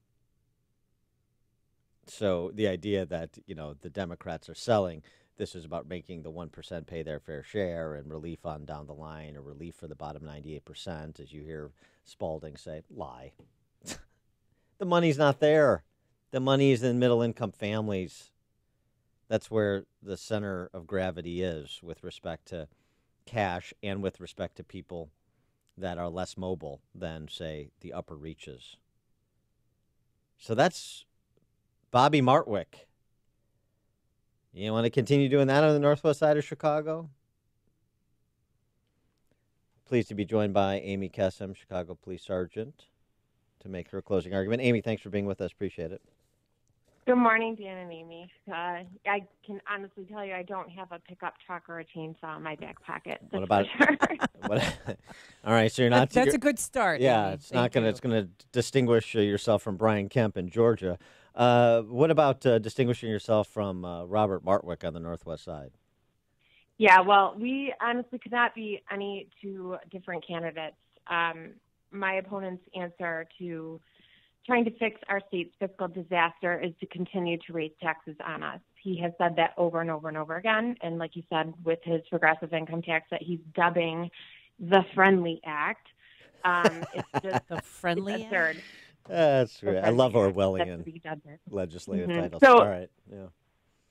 The interesting part about all of this is that when I was in my editorial board interview with the Sun-Times, he sat next to me, and the words came out of his mouth that the people he's talking to are literally spending their last dollar to put shoes on their kids' feet. And I just turned to him and I looked at him. I said, that is exactly true. So where in the world do you think that they are going to get another one to have their income taxes raised? It's ridiculous. He just doesn't understand, the situation that people are in. And I'm the candidate that, I want to put more money back into taxpayers' pocketbooks, and that's what I'm running on. And I'm an independent candidate. I am not beholden to anyone except for the people of the 19th District, and that's just something that they hopefully will remember when they go and vote at the polls. But you have an interesting career. You are a sergeant with the Chicago Police Department. A lot of people didn't think that you could do both. Obviously, you can. What are you hearing from your fellow officers and coworkers? Are they supporting you? Yes, my coworkers. We have about 750 officers that live within our district, within the 19th District. We sent letters out to all of them asking for their support, and I'm completely overwhelmed by the amount of support that I have received from them. So my hope is that they just make sure that they get to the polls and they can vote early all the way up until November 5th. And then hopefully if they hadn't gone to vote yet on November 6th, we will find the time to make sure to go and do that. One of the things that you say in terms of marketing your candidacy is that you're a pro-union Republican. Explain what you mean by that. Sure. I believe in collective bargaining rights. I myself have been in situations where I have relied on my union to represent me, nothing major, just minor things that have happened throughout my career. And that is why I believe in collective bargaining rights.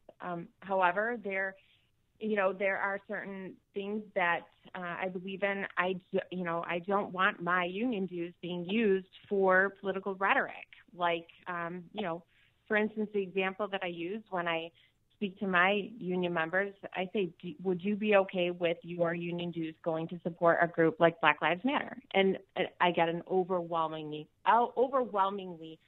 answer is no. So that's just kind of how I explain where I stand on the union issue.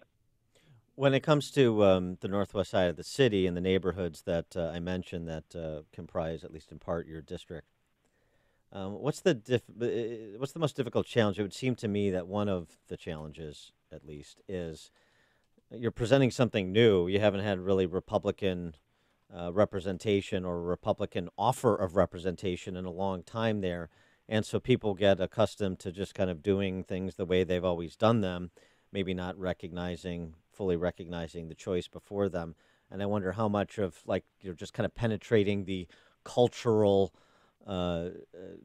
dynamic of voting for Democrats up and down the ballot in your district is a challenge.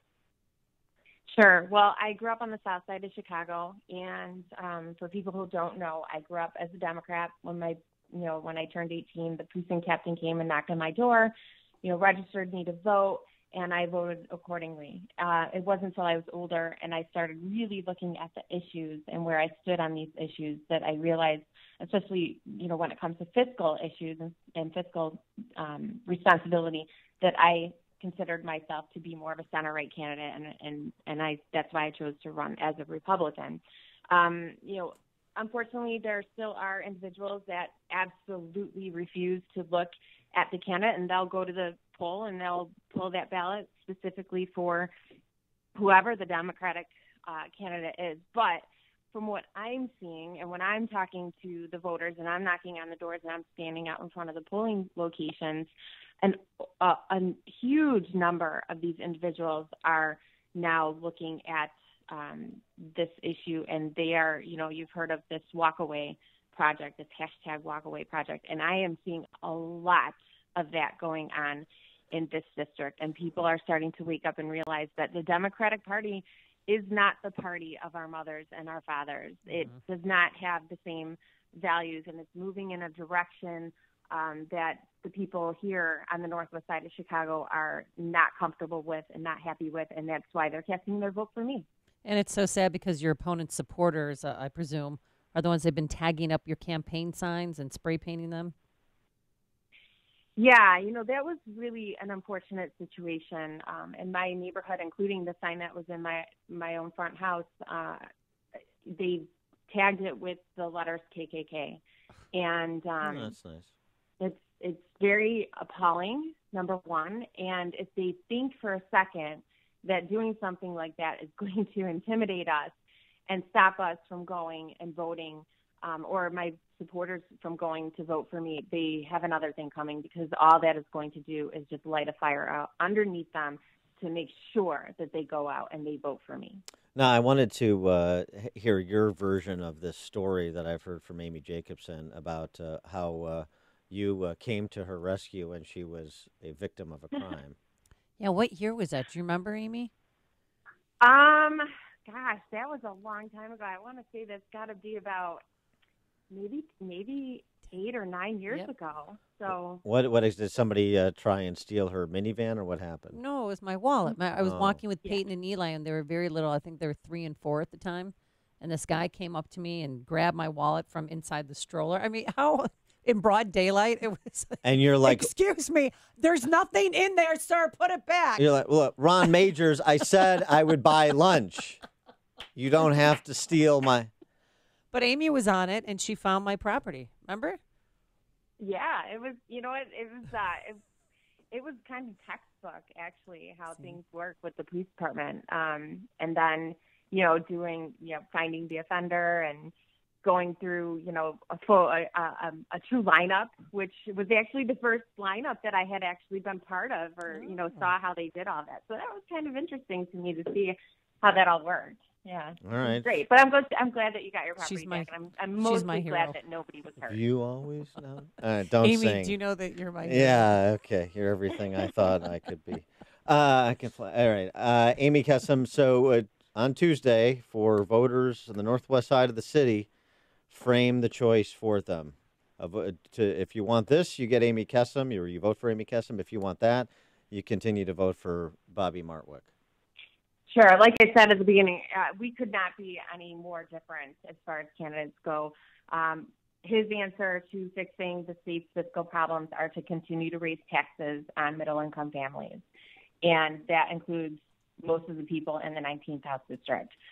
My answer to fixing the state's financial problems are to put a hard 1% cap on our property taxes and to force our politicians to make sure that they live within their means. And by doing a hard 1% cap, we've seen it works in other states, California, Indiana, and so it prevents these politicians from continuing to rely on our property taxes over and over and over again to try to fix this financial disaster. So they can count on me to try to work on legislation that will keep more money in their pocket. And it would, put a law firm out of business, the Martwicks, which is always a positive development as well. She's Amy Kessem. The website, Amy, AMMIE 419, Amy419.com. Amy Kessem, thanks so much for joining us, and good luck on Tuesday. Thank you so much, guys. Have a great day. You too. And she joined us on our turnkey.pro answer line. Hear about the big stories of the day, then talk about them right here on Chicago's Morning Answer on AM 560. The Answer. I'm Lou Dobbs. The United States now the world's top oil producer, and Amazon sponsoring computer engineering for students. Those stories next.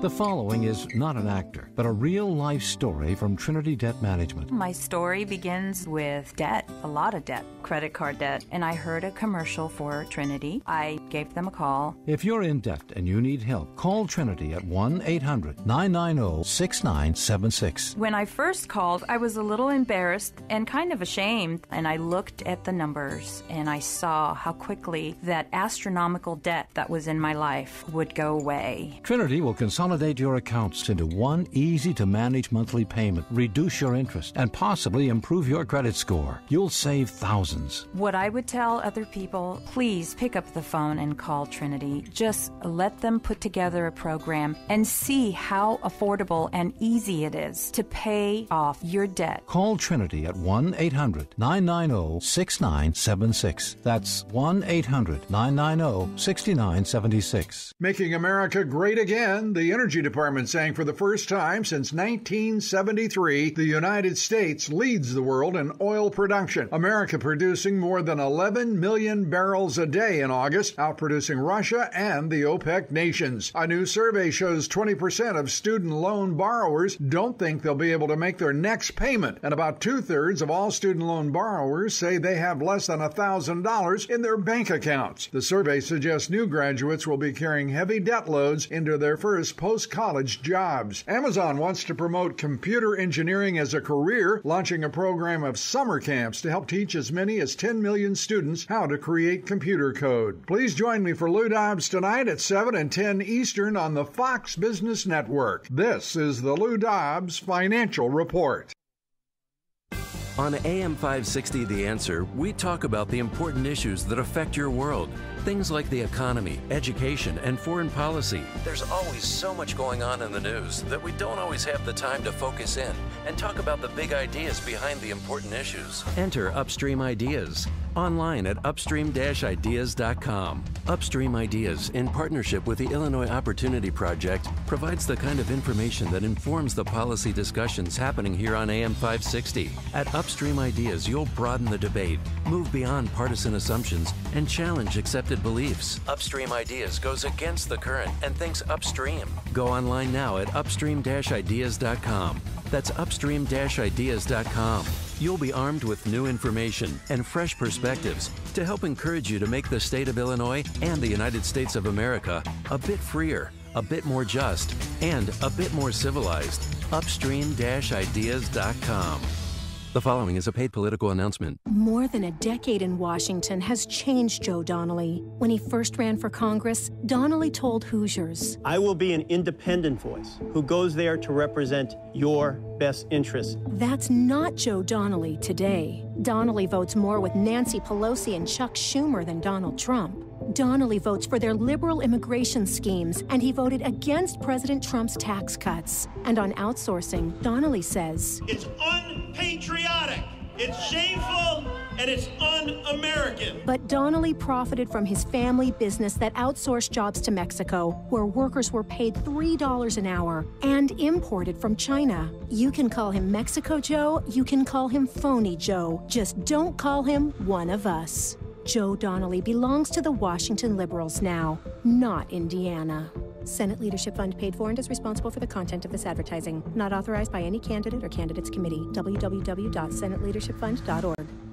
The following is a paid political announcement. Hi, this is Congressman Randy Hultgren. I want to tell you why I'm running for re-election to the U.S. House of Representatives and to ask for your support. I've accomplished a lot during my time in Congress. We have the lowest unemployment in years and a record number of new jobs. We've cut taxes, passed regulatory reform, put ISIS on their heels, and repealed the individual mandate of Obamacare. But there's still a lot to be done, and that's why I'm asking for your vote. We need healthcare reform that lowers costs and expands choices while continuing to protect the coverage of those with pre-existing conditions, which I've worked for and supported my entire career. We must reduce the size and scope as well as the cost of the federal government, and we have to protect programs for our seniors and veterans. You don't have to wait until November 6th to cast your vote. You can vote today at any one of the early voting locations in your county. For more information and to help find the location in your neighborhood, visit randyhultgren.com/early voting. I'm so grateful for your continued support, and together we will keep working for the 14th District and for Illinois. Paid for by Hultgren for Congress. Balance of Nature's fruits and veggies in a capsule. I had cancer. I have fibromyalgia. I have nerve damage and fatigue. I have thalassemia. I'm hypoglycemic. So my life since cancer, I've had to learn how to live with it. But starting Balance of Nature, I felt that the first month I felt different. It made such a difference that now I wake up, my head feels clearer, I have more energy. Very rarely does my body cramp up anymore. It's the best thing.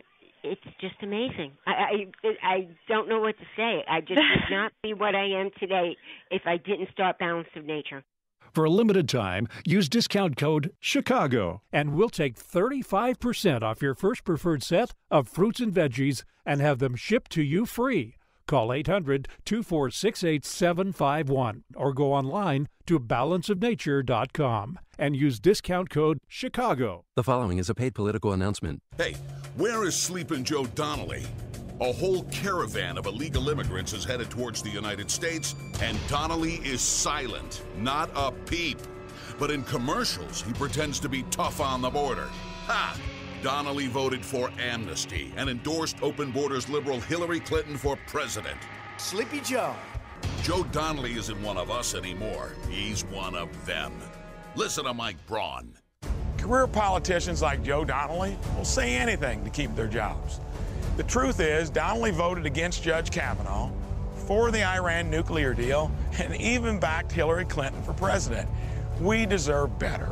I spent my career in the real world, creating jobs and getting things done. In Washington, I'll fight to bring back good-paying jobs and fix our health care. I'm Mike Braun, candidate for Senate, and I approve this message. Paid for by NRSC and authorized by Mike Braun for Indiana. Recovery from mental and substance use disorders is real. It happens every day. You can recover. Discover hope and help. Never give up on yourself. Join the Voices for Recovery. For confidential information for mental and substance use disorders, call 1-800-662-HELP. Brought to you by the U.S. Department of Health and Human Services. It's news, opinion, insight. It's AM 560, The Answer. WIND, Chicago. He keeps hammering away at Democrats, trying to prevent a blue wave. I'm Dave Anthony, Fox News. And they want to invite caravan after caravan into our country, overwhelming your schools, your hospitals, and your communities. President Trump in Missouri, he'll have 9 more rallies before Tuesday's election, and illegal immigration is a big theme. We will not allow our generosity to be abused by those who would break our laws, defy our rules. He's sending as many as 15,000 troops to the border. Anybody throwing stones, rocks, like they did to Mexico and the Mexican military, Mexican police, where they badly hurt police and soldiers of Mexico, we will consider that a firearm. And the president said at the White House he's planning an executive order prohibiting any border crosser not at a port of entry from seeking asylum. But a court fight's already looming. Fox's Rachel Sutherland live in Washington. Dave, a dozen migrants in the caravan have filed a class action lawsuit against the Trump administration, claiming the government's effort to keep them out of the United States is violating due process rights under the Fifth Amendment. The suit, filed in U.S. District Court in Washington, said it's widely known that Guatemala, Honduras, and El Salvador are undergoing a well-documented human rights crisis. Meanwhile, more than 100 Democratic representatives have signed a letter to Defense Secretary Jim Mattis, stating their opposition to sending additional support troops to the southern border. Dave. Rachel, the final funeral is today for the 11 people murdered at their synagogue in Pittsburgh, and the last one laid to rest was the oldest. Rose Mallinger was 97. For the first time in 5 years, the U.S., a condemned killer sat in the electric chair. Edmund Zagorski in Tennessee. They asked him if he had any last words. He said, "Let's rock." The AP's Kimberly Cruzy witnessed the execution. The first jolt happened. You could see his body clearly thrust up. She says he got a second one and it was over. Zagorski chose electrocution, believing it's quicker and less painful than injection. This is Fox News. Skies are fair. We have 39 degrees. 7:02 on AM 560. The Answer. Good morning. I'm Mike Scott. More men convicted of crimes linked to corrupt ex-Chicago Police Sergeant Ronald Watts and his officers under his command are expected to be exonerated. Cook County State's Attorney Kim Fox says 7 more will have their convictions overturned later today. That would bring the total number of convictions linked to Watts overturned to 55. Testing shows some Chicago homes with new water meters have high levels of lead in their tap water. City Health Commissioner Dr. Julie Morita. What we know is that of those homes that were tested, more than 80% of those did not exceed the EPA lead copper rule standard. The Chicago Department of Water Management announced yesterday that 51 homes tested showed elevated lead levels and that they knew about those results back in June. A Wisconsin man is going to prison for selling the firearm used in the killing of Chicago Police Commander Paul Bauer. Thomas Caldwell was sentenced yesterday to 37 months behind bars.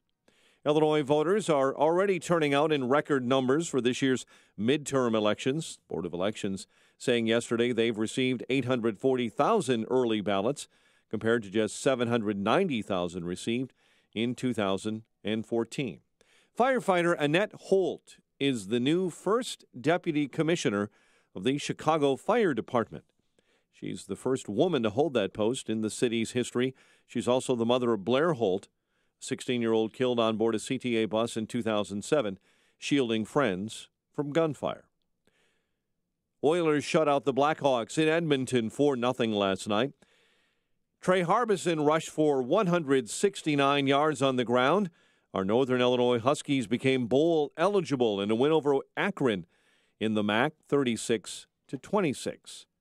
The news is a service of Unbound.org. Right now, there are young people across the world facing a tough choice. Continue their dream of education or drop out to help their family put food on the table. Help support change in their future in a single moment. See how far your support can go at Unbound.org. 7:04, a check of traffic and weather on the way next on AM 560. The world is a dangerous place. Often, it's a very ugly place, and you come here to try to help make sense of it all. We give you the latest news, help you understand what it means and why it's important.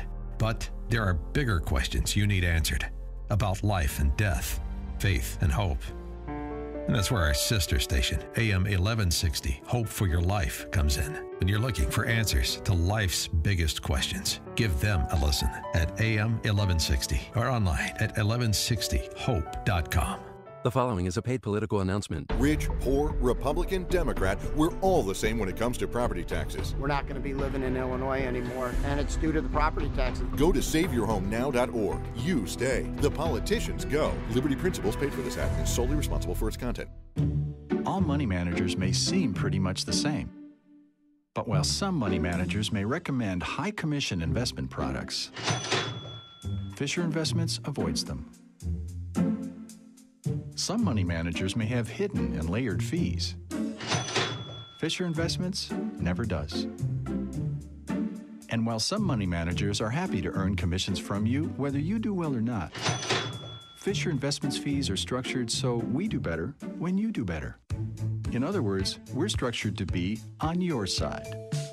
Maybe that's why most of our clients come to us from other money managers. Talk with us and find out why so many experienced investors are switching to and staying with Fisher Investments. Fisher Investments, clearly better money management. Investments in securities involve the risk of loss. Visit us at FisherInvestments.com to find out what we can do for you. The following is a paid political announcement. Hey, Where is Sleepin' Joe Donnelly?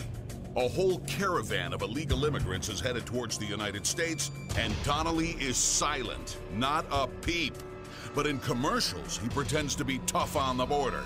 Ha! Donnelly voted for amnesty and endorsed open borders liberal Hillary Clinton for president. Sleepy Joe. Joe Donnelly isn't one of us anymore. He's one of them. Listen to Mike Braun. Career politicians like Joe Donnelly will say anything to keep their jobs. The truth is, Donnelly voted against Judge Kavanaugh, for the Iran nuclear deal, and even backed Hillary Clinton for president. We deserve better. I spent my career in the real world, creating jobs and getting things done. In Washington, I'll fight to bring back good-paying jobs and fix our health care. I'm Mike Braun, candidate for Senate, and I approve this message.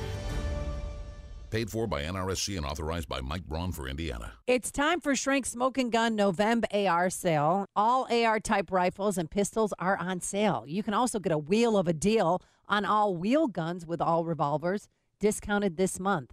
Discounts on ARs and revolvers are up to 20% off. And with the largest selection of new, used, and consignment firearms in Lake County, you will avoid the Cook County firearm and ammo tax with just a short drive north. For gunsmithing, you know you can count on family-owned Shrinks for over a half a century. And cigar lovers, be sure to stock up at Shrink's Humidors. Don't miss Shrink's November AR sale, and be sure to check Shrink's website and Facebook for exciting Black Friday sale announcements and to sign up for Shrink's mailing list. Visit SmokeTheletterN.gun.org or call 847-662-4034.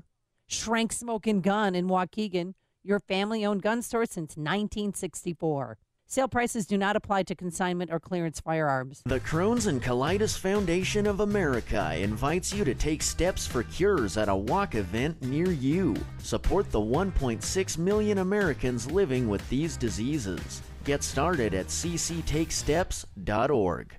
7:08.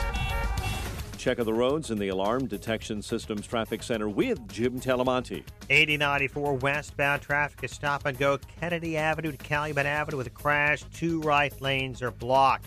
The big delays on I-57 to the Bishop Ford after a crash on the right at 87th. I-57, 40 minutes, I-80 to the Merrick Bishop Ford 37. And the ride with a new crash, Marquette in the right lane, 35 minutes, 95th to downtown. Aiden's 24 minutes, Lake Cook to Junction. Kennedy, 38 minutes, O'Hare to downtown. Eisenhower, 46 minutes, 390 to the Circle. Stevenson, 55 minutes, 355 to Lakeshore Drive. Northbound Tri-State Link, bottled up Crawford to the 83rd Street toll, and it's heavy from the Reagan tollway to Balmoral. The Adams and Reagan tollways are okay. It's traffic. I'm Jim Talamonte from the Alarm Detection Systems Traffic Center on AM 560 The Answer. Chicago's Morning Answer continues next. Your official Chicagoland weather forecast comes from the 1-hour heating and air conditioning weather center and meteorologist Brian May. Rather cloudy today, high 50. Tonight, patchy clouds, low 36. Sunshine followed by clouds tomorrow, high 54. Sunday, breezy with periods of rain, high Sunday, 57. I'm Brian May on AM 560, The Answer. 39 at O'Hare, 43 along the lakefront. Your next news update is at 7:30. Chicago's Morning Answer with Dan and Amy continues next on AM 560, The Answer. Don't forget that you can watch Chicago's Morning Answer on the Income Store live video stream every morning at 560theanswer.com. This is Chicago's Morning Answer with Dan Proft and Amy Jacobson on AM 560, The Answer.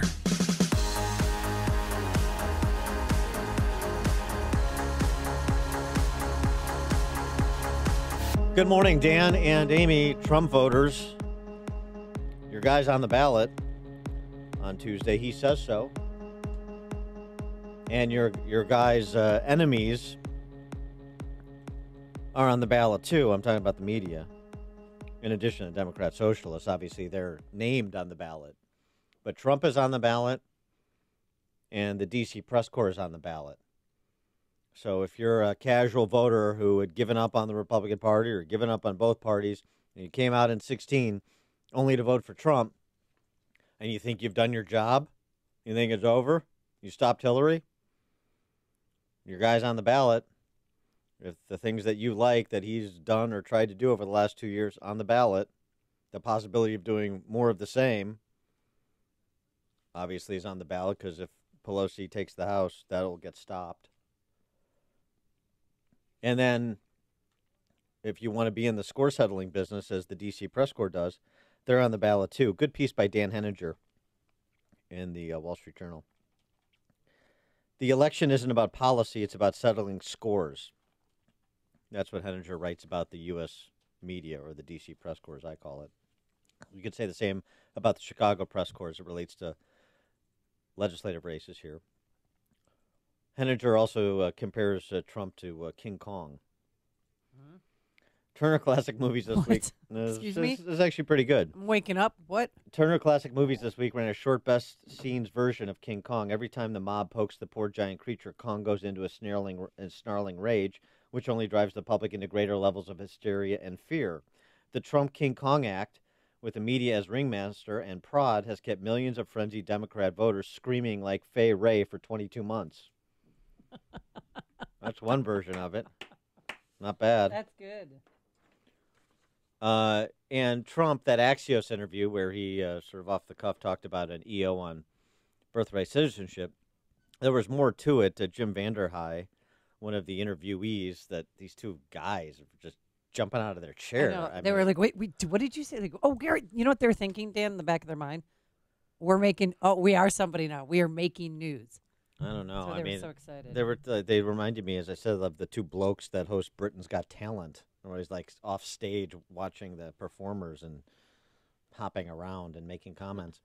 Anyway, the question, listen to this question put to President Trump by Vanderhei on the issue of his relationship with the press and the enemies of the people, or enemy of the people rhetoric. Where do we have that here? Trump. Stand by. Trump.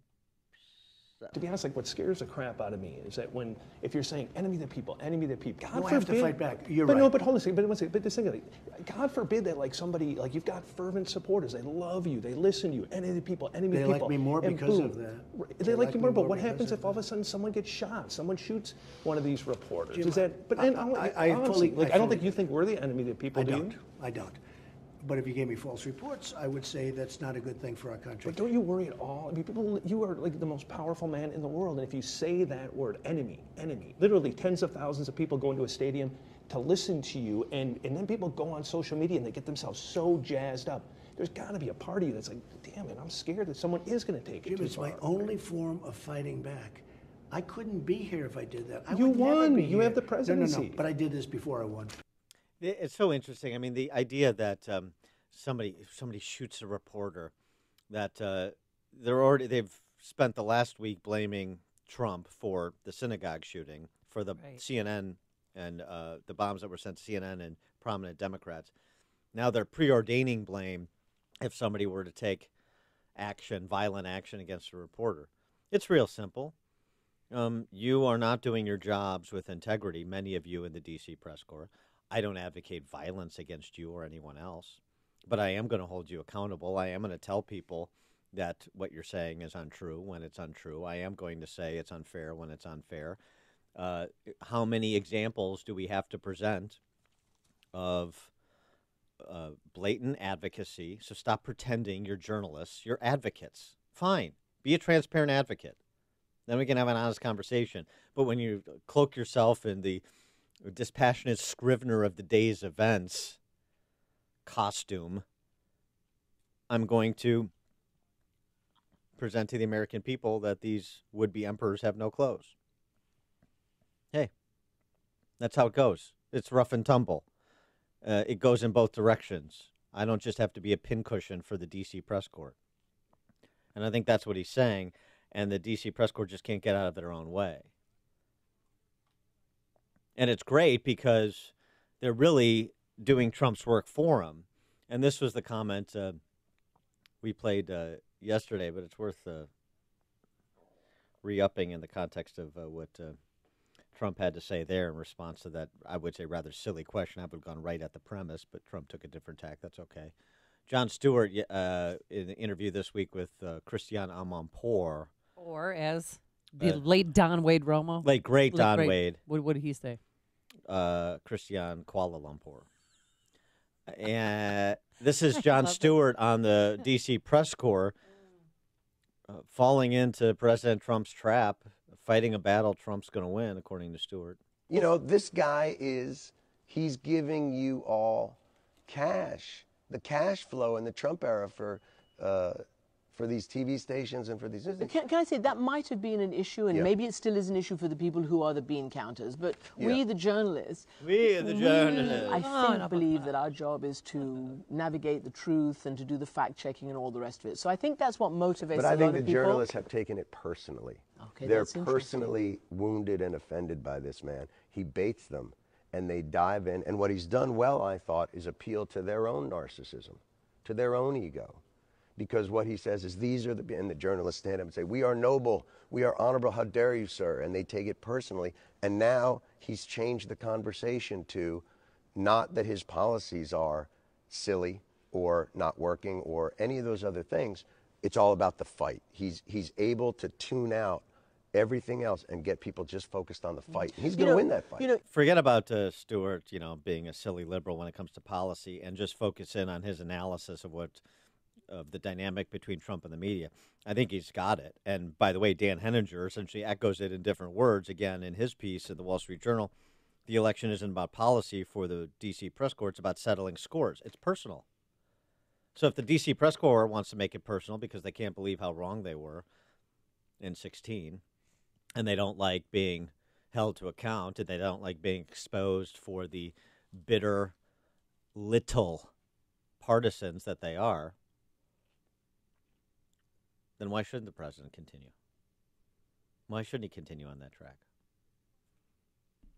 312-642-5600. Turnkey.pro answer line 64636. Type in DA, then a quick comment. Chip in St. Charles. People get shot in Chicago every day and get murdered, and the Chicago press corps would rather cover the latest guacamole dip than kind of tell you the stories of the people that get murdered in Chicago. Boy, but if one of them gets threatened or even gets threatened with being shot, these guys go, skipping away, whining like the little girlies that they are. Well, I think it's worse than that. Thanks for the call, Chip. Nobody should be threatened to be shot, okay, including members of the press. That's silly. And I know Chip's not saying that, but there's no need to threaten violence. It's not appropriate in any fashion. But the interesting thing about the Chicago media is this. How about this?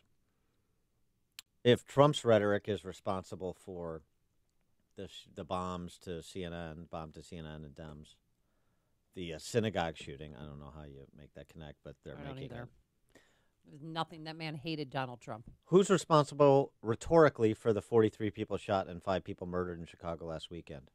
For the thousands murdered, the hundreds, nearly 1,000, hundreds murdered and multiple thousand shot on Chicago every year. Who's responsible? Is Eddie Johnson responsible when he says we've got the violence contained to 4 of the city's 24 police districts? Is he responsible? Because he's sending a message. He's sending a message that we're going to contain it, so go ahead. One could argue, couldn't one? But the problem is people go into those districts. I don't care how contained he says it is. It's bulljive. Well, as much as we pay in taxes, the point is, you're going to get killed. The point is, take the rhetoric. If you want to interpret rhetoric and hold people responsible for action based on their rhetoric, you want to play that game? Then whose doorstep do you want to deliver responsibility for the endemic violence in Chicago? And all of the high-minded rhetoric coming from politicians, except when it's not high-minded, except when it is the rhetoric of surrender. Are they responsible? John in Palatine. Hey, Dan, maybe 2 points. One, if you wanted to extend your analogy, I just wonder why people aren't holding Rahm, Tiny Dancer, more responsible for all of the shootings and killings if they're going to hold Trump responsible for everything. So that's a pretty clear analogy. And at the same time, in contrast, I just wanted to thank you and AM 560 for letting Mike Brown speak the other day, because it gives everyone an idea of how great a candidate or representative we can have for the Conservative and Republican Party. I mean, he was fantastic, and it's too bad Illinois can't replicate the same thing. Yeah, thanks for the call, John. It is too bad. Art and McHenry. Trump is absolutely right. Every minute, every hour of every day, the left media, radio, TV, they attack not just Trump, but his supporters nonstop. We're racist, we're xenophobes, we're rapists. I mean, we're white supremacists. It just blows my mind the way they talk about Trump and us nonstop. There's no positive news from any of them. It's just negative, negative, negative, and it's all our fault. Like they have no blame to take here. Thanks for the call, Art, because it's personal. It's score settling. It's not journalism. Frank in Kenosha. Hey, Frank. Frank. Hey.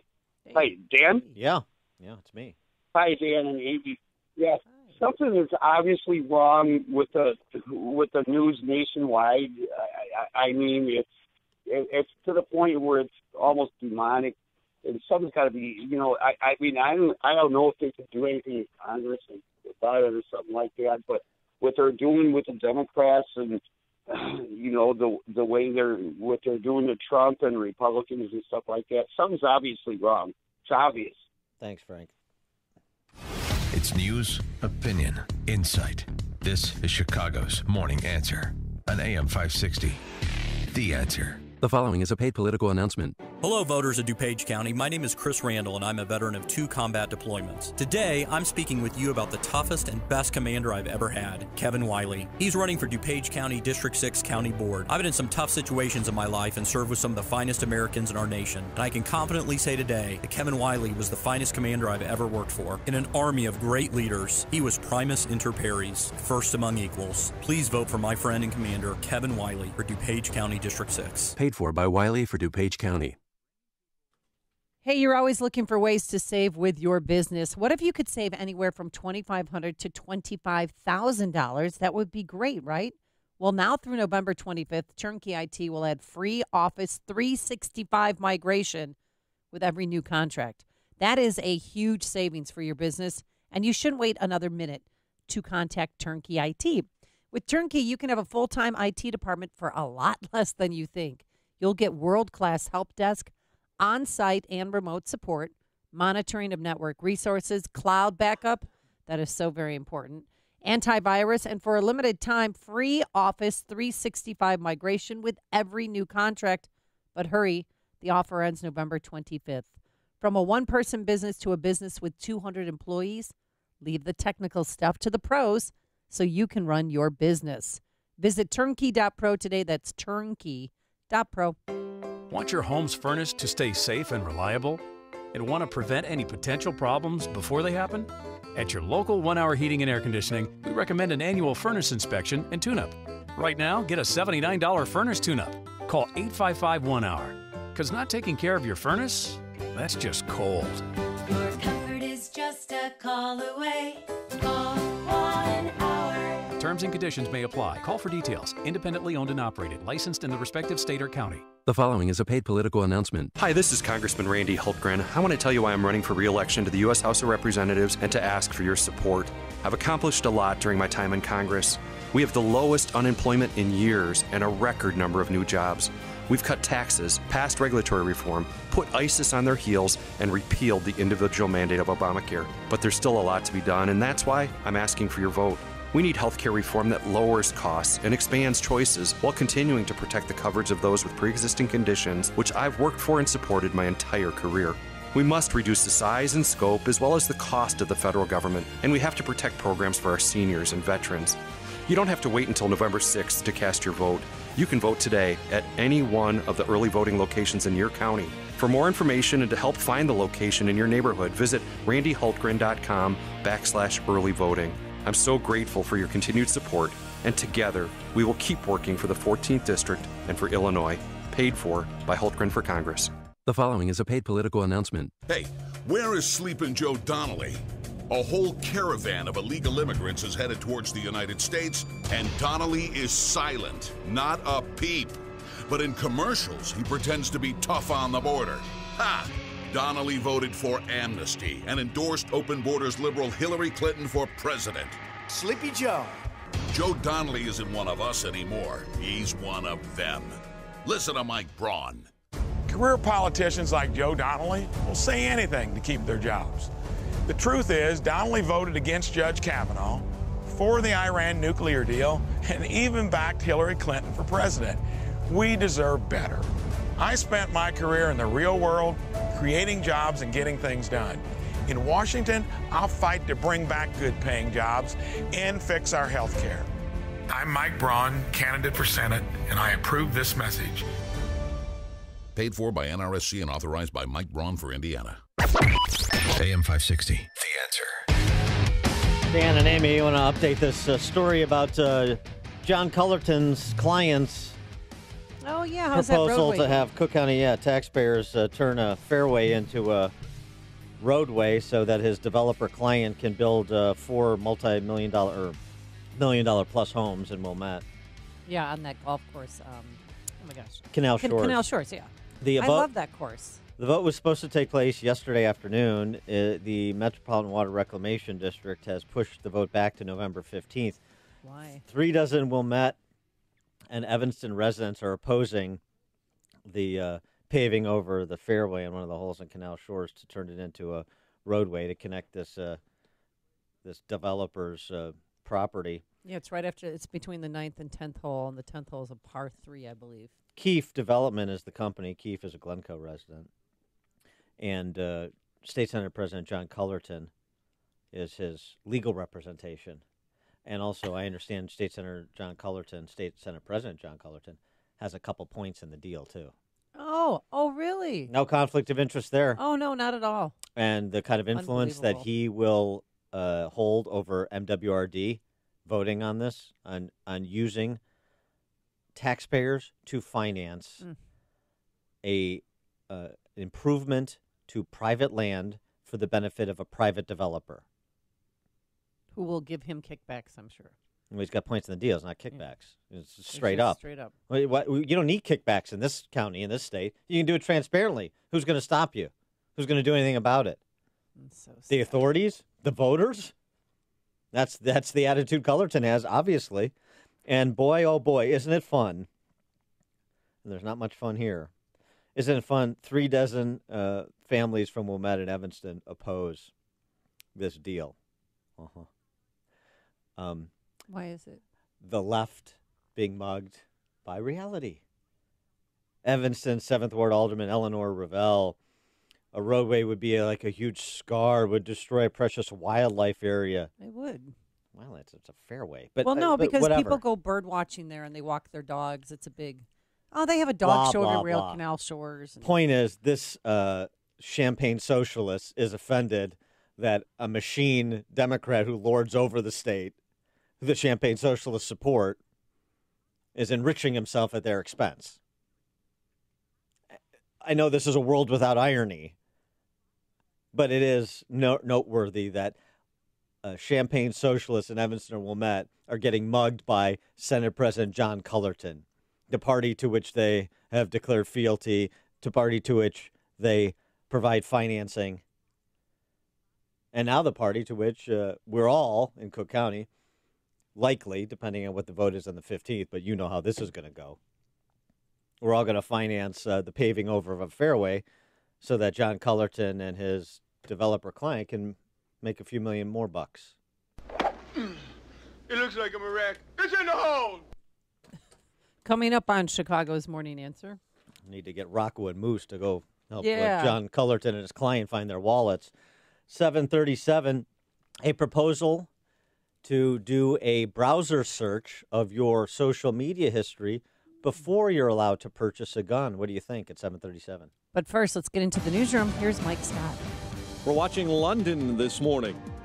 British authorities say an evacuation there was not terror-related. Metropolitan Police say 3 were injured in an incident, a stabbing at the Sony offices. In Kensington, armed officers had to force their way into the building. Actually, 2 were stabbed severely, 1 with wounds that are not life-threatening, and 1 person was arrested. Accused serial mail bomber Cesar Sayak will get a chance to tell his side of the story today. The Florida man, accused of mailing bombs to prominent Democrats in some media, is due in court this morning in Miami. Still plenty of questions about the death of Whitey Bulger, former mob boss, inside a federal prison in West Virginia. Our reporter Mark Mayfield has more on the grisly details. Apparently, it was a brutal attack on Bulger at the high-security prison.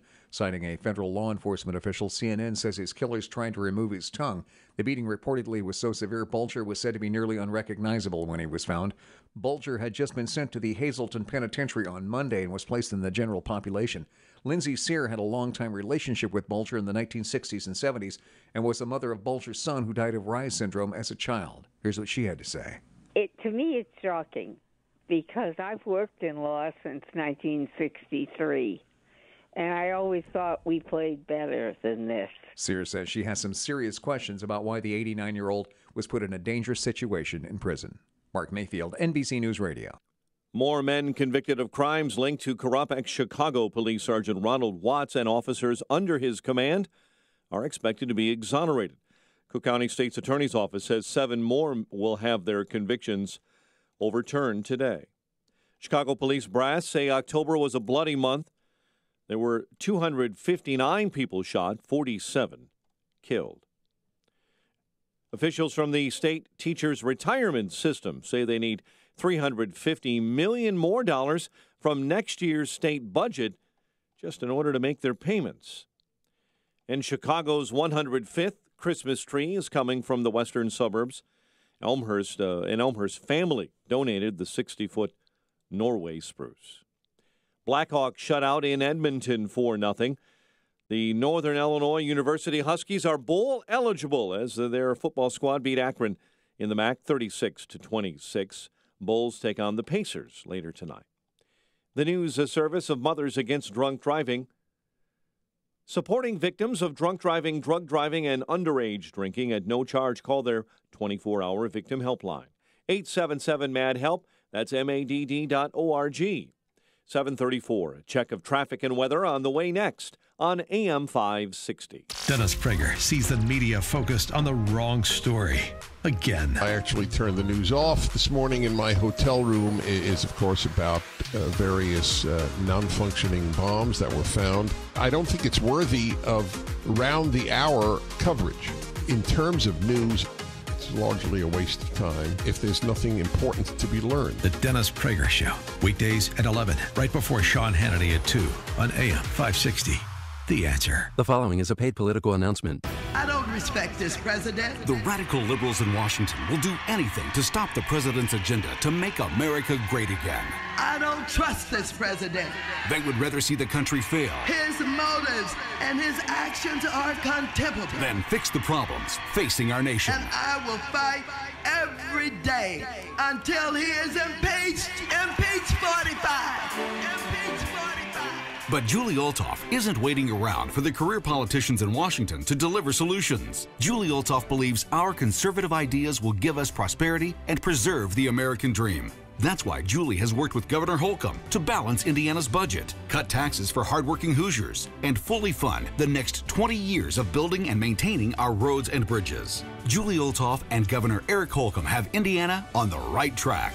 Vote Julie Olthoff for state representative on or before November 6th. Paid for by voters for Julie Olthoff. Balance of Nature's fruits and veggies in a capsule. I thought I had a sinus headache for a few days, but I had a massive brain aneurysm, hemorrhage of the brain, and a stroke. And I was on my deathbed. I was on a respirator in a coma for 35 days. And 3 months later, I came home in a wheelchair. I had double vision.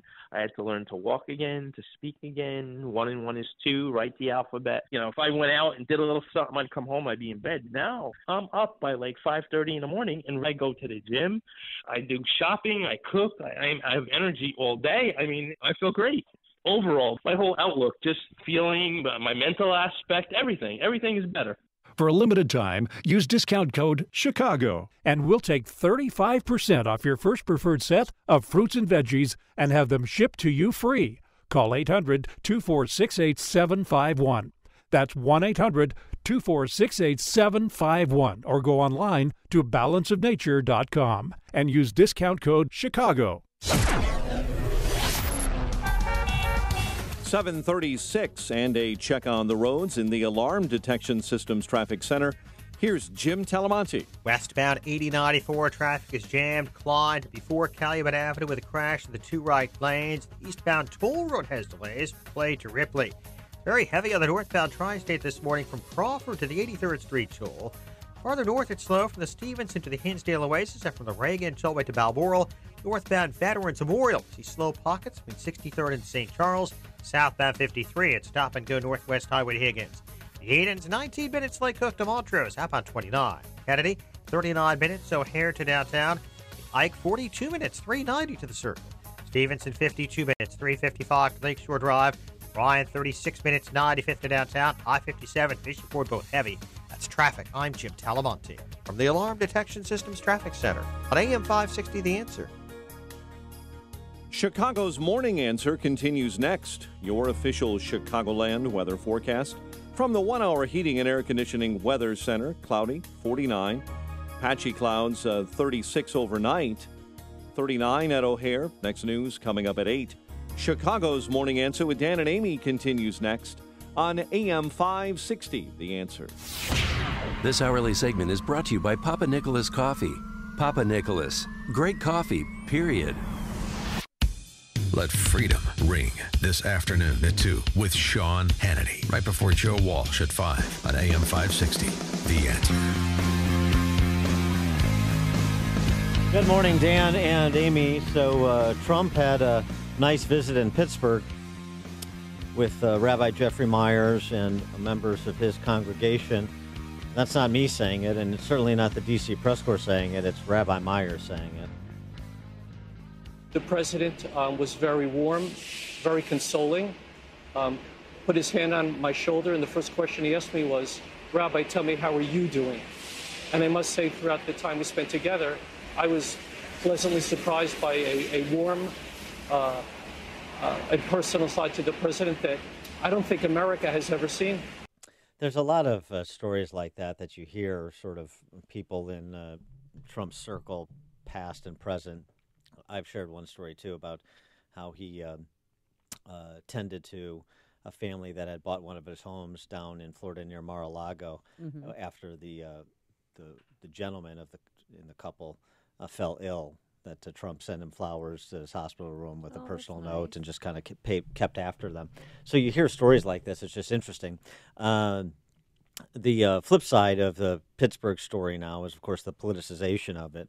One example of the bigot baiting that's being done by the left was former governor and former DNC chairman Howard Dean on Joyka's show saying this about the fallout from the synagogue shooting. The Democrats are trying to basically run against a president who's got a very powerful message of hate, basically, which can be effective at times like this when the nation has been turned upside down by this president.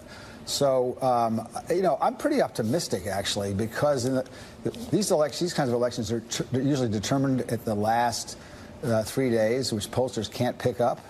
I do think there is a tendency towards voting Democratic, and I think the Democrats are a lot more energized, particularly, I hate to say this, after the shootings in Pittsburgh, where Trump really showed his true colors, and then went right back to demonizing Jews shortly after the shooting. I mean, Trump showed his true colors. We just heard his true colors from Rabbi Jeffrey Myers. That is just sick. Demonizing and wrong Jews. on just a number of level. How would he even say that? First of all, does he even know that his daughter, the most precious person in his life, Ivanka, converted to Judaism years ago? His son-in-law is Jewish. I mean, where was he going with that? Why would you even? I mean, because clearly that's a bold-faced lie. There need not be any foundation for the left. There need not. They're also capitalizing this. I mean, Howard Dean excited about the energy Democrats have after the synagogue shooting. What a sort of macabre thing to say. In addition to that, we have the Democrats trying to capitalize. What do they do after one of these massacres? We'll never let a good tragedy go to waste. Try to take away your guns. Yeah.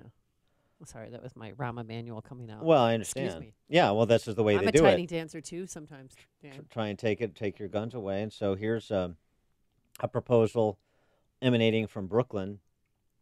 New York lawmakers want legislation that checks for hate speech or violent threats in someone's online activity before a gun purchase. It would authorize state or local police to go over 3 years of a person's social media posts and 1 year of internet searches as part of a gun background check. Oh, I love it. Brooklyn Borough President Eric Adams will join State Senator Kevin Parker to unveil the proposed bill today, and, of course, the direct response to the Pittsburgh synagogue shooting. So what do you think about that? 312-642-5600, turnkey.pro answer line, 64636DA, turnkey.pro text line. Again, the proposal, authorize state or local police to go over 3 years of your social media posts, 1 year of internet searches as the part of the background check in order to purchase a gun. Oh, I love it. I've been asking for this for 10 years now, to have social media police, because look at the guy in Pittsburgh who killed those people.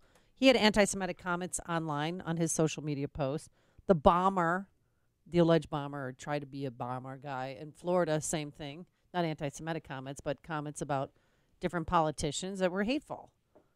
I have nothing to hide, so yeah, go ahead, check my social media. I don't care. If that's part of the plan, if that's a way to save lives, God bless this politician who came up with this idea. I love it. Mm-hmm. Don't see any problems with that. Jared Loeffner, did you see what he had posted online? Uh-huh. Oh, yeah, that guy's not crazy. Red Speedo with some weapons that he was holding. Mm-hmm. Yeah. And crazy talk. Mm-hmm. No problems with that? Nothing concerns you about this? Do you have anything to hide on your social media? No. 3 years of a person's social media posts, 1 year of internet searches. Fantastic. Yeah, no, it's great. I'm sorry, hate speech. Could you define that for me? Well, for me, hate speech is when there's something, a violent implication in the rhetoric.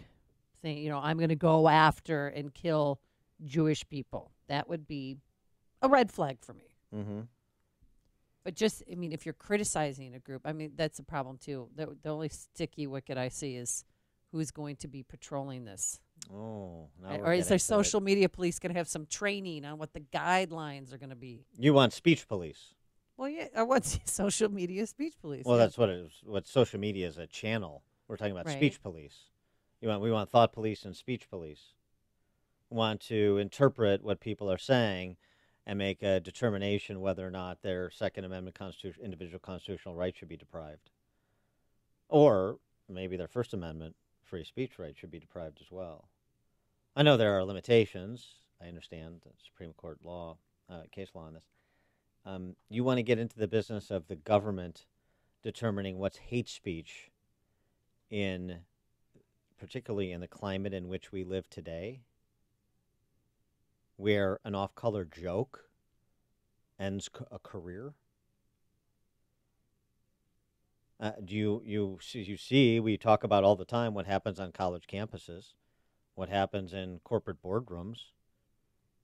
As Andrew Sullivan opined and others have followed a couple months ago, we're all on a college campus now. We all live on one big college campus now in the era of bigot baiting and solidarity and marginality, the quote-unquote political correctness, which is to say lying. You don't refer to somebody by their proper pronoun. Is that hate speech? Is that, or are we going to have categories of hate speech that the government is going to forever be defining and discerning for, the lines you cannot cross if you want to own a weapon? Do you want social media police? It's one thing to say somebody is a suspect or somebody commits a crime, and then I lawfully obtain access to their social media to either find the suspect or to put together the case against the accused. That's much different than this sort of Minority Report preemptory policing of people's communications. Now, I understand Facebook and Google, and they're collecting data where the product. I get that. But we're not talking about Facebook and Google. We're talking about the state. It's different because our Constitution is a restraint on the state on behalf of the individual. So having nothing to hide is not a constitutional standard. And while there'll be easy cases to make out, like this anti-Semitic murderer who shot up the Tree of Life synagogue and killed 11 people, and you go back and look at this is a guy, I'm going in, and the other things that he posted on social media. There are going to be a lot of tough cases to make out. And do you give the benefit of the doubt to the state in the interest of safety, or to the individual in the interest of liberty? I know. I mean, remember Dylan Roof? He had a website, spat and burned the American flag, waved the Confederate flag.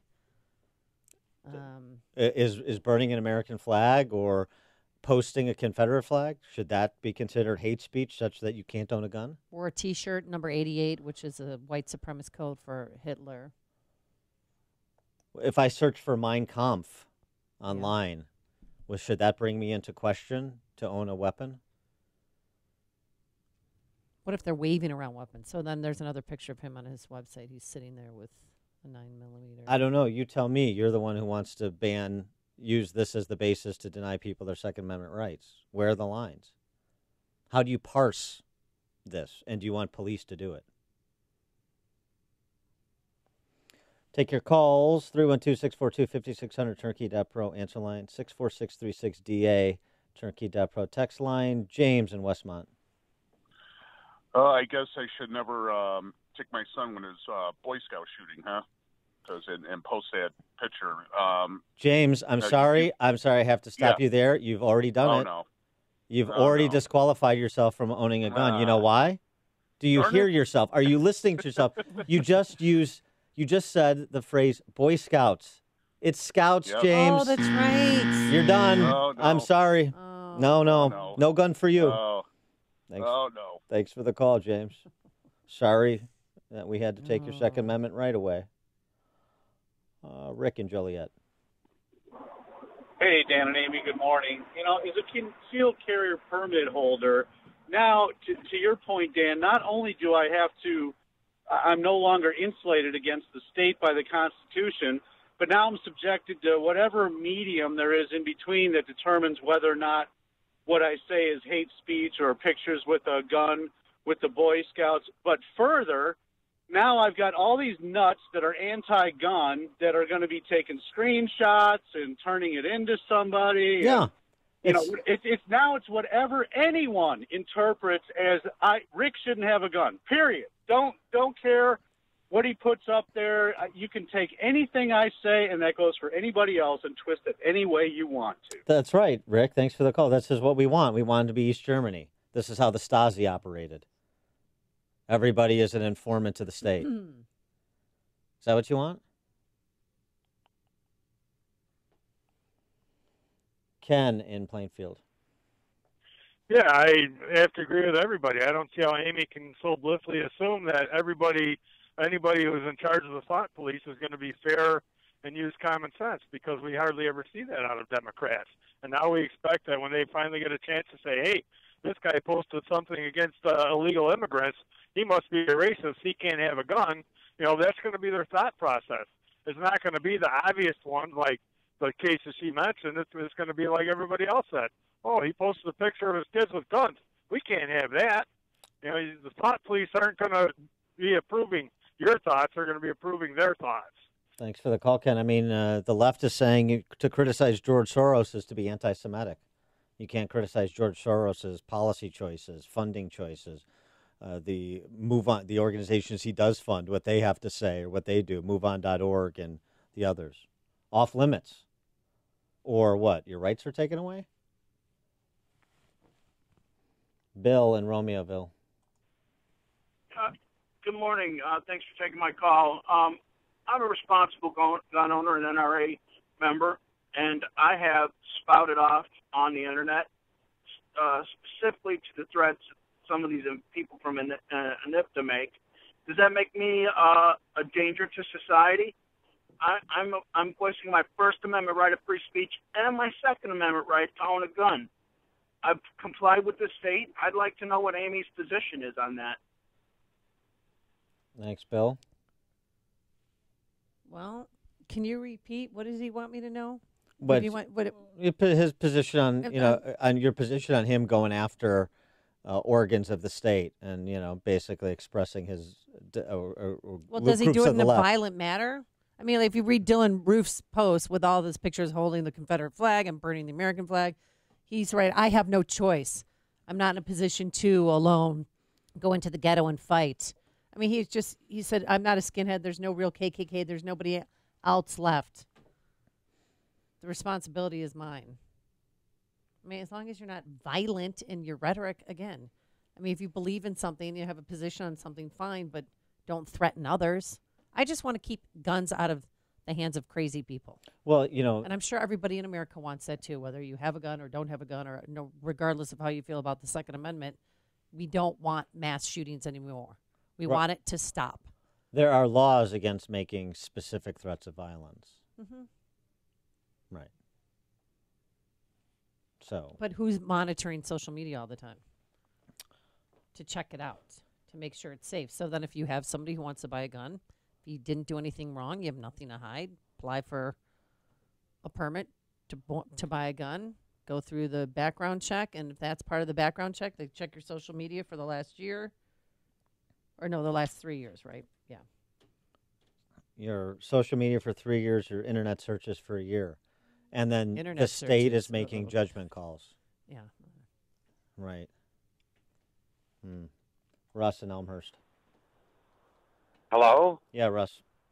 Oh, hey, hi, guys. By the way, Amy, a very good friend of mine, Sammy, you'll know who I'm talking about, golfed with you. He said you're a tremendously nice person. Oh, that's But I didn't realize how tall and you a great golfer, Russell. You yeah, throw that in. he and I have been friends for about 30 years. What did he think about Amy's golf game? He said she was very nice.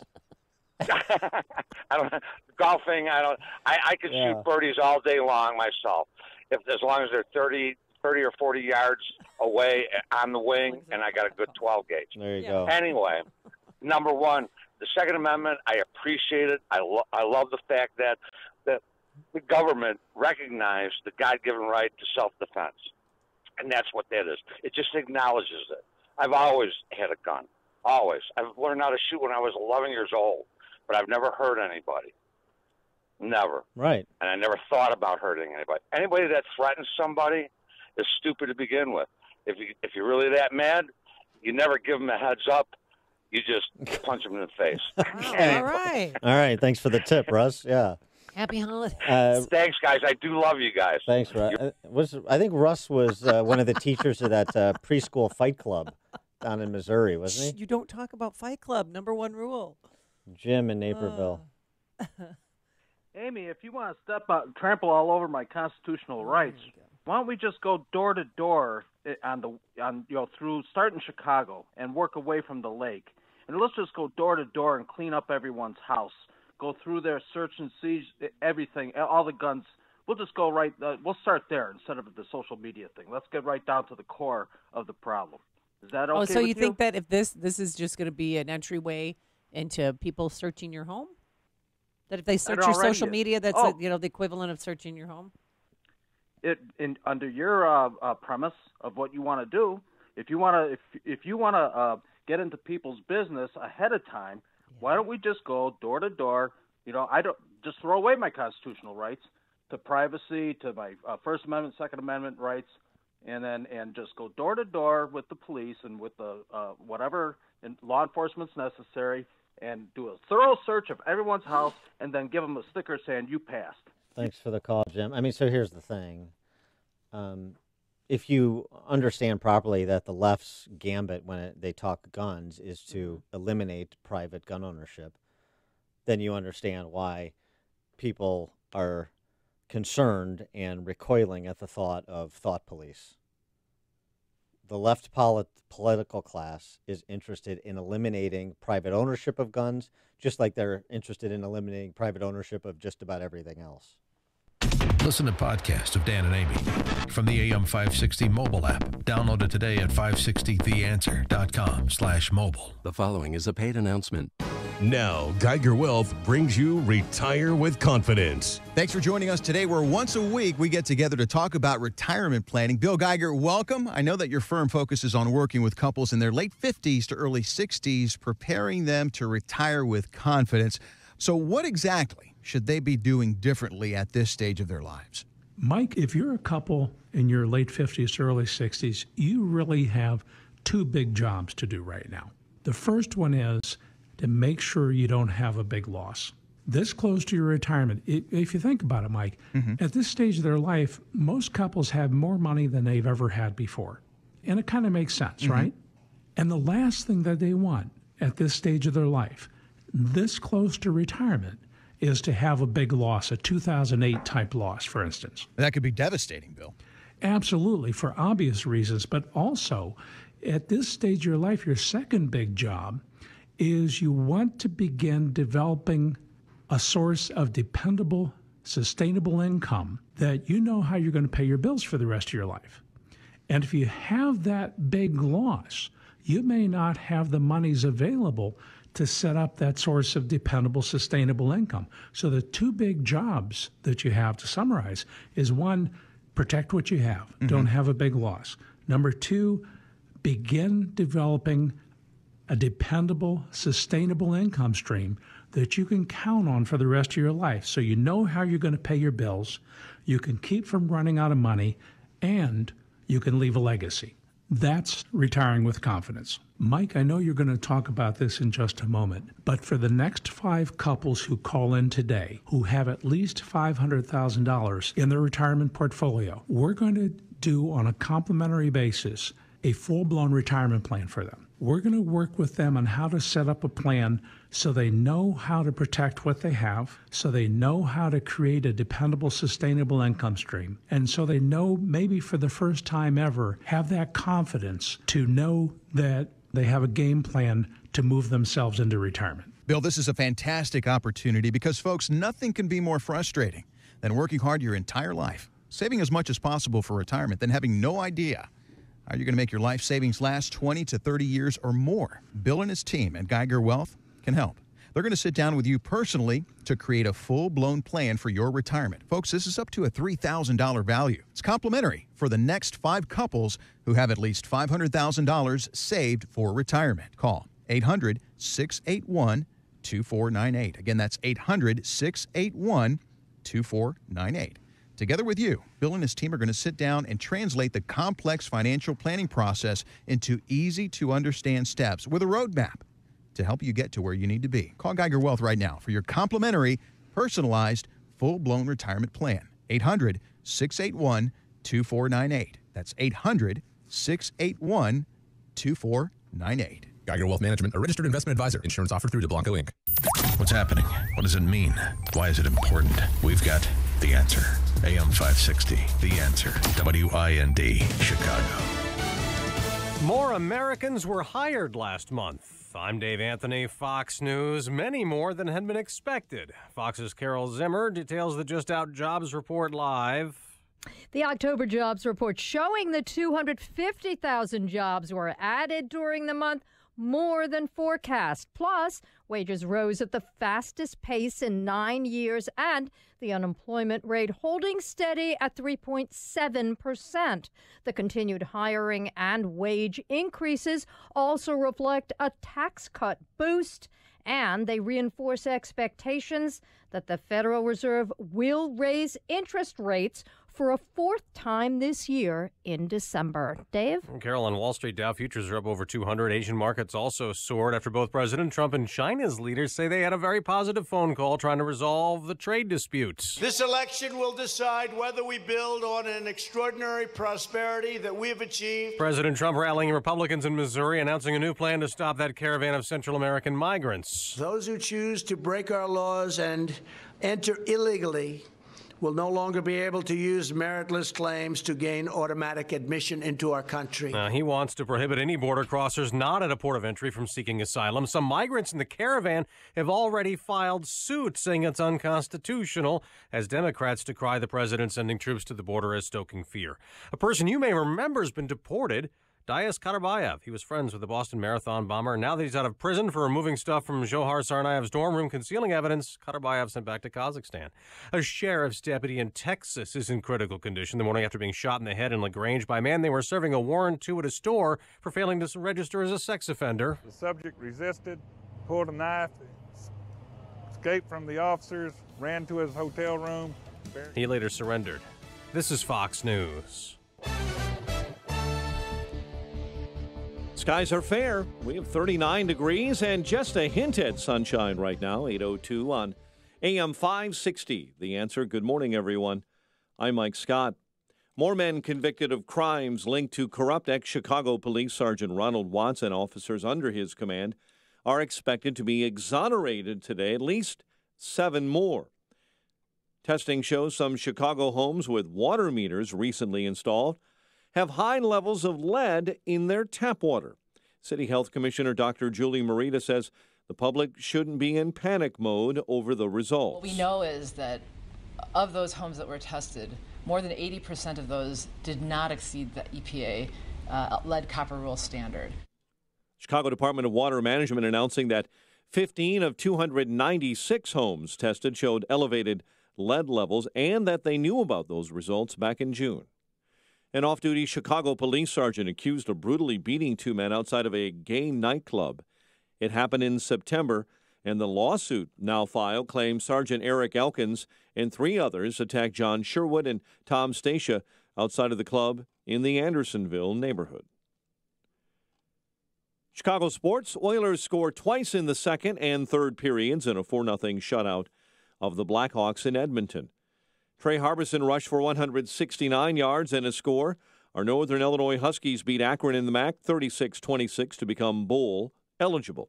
Bulls take on the Pacers tonight. Fighting Illini basketball is back tonight, hosting Illinois Wesleyan. They begin the regular season next Thursday. It's 8:03 on AM 560, and it's time for the AM 560 Business Beat. And from the Fox Business Network, here's Carol Zimmer.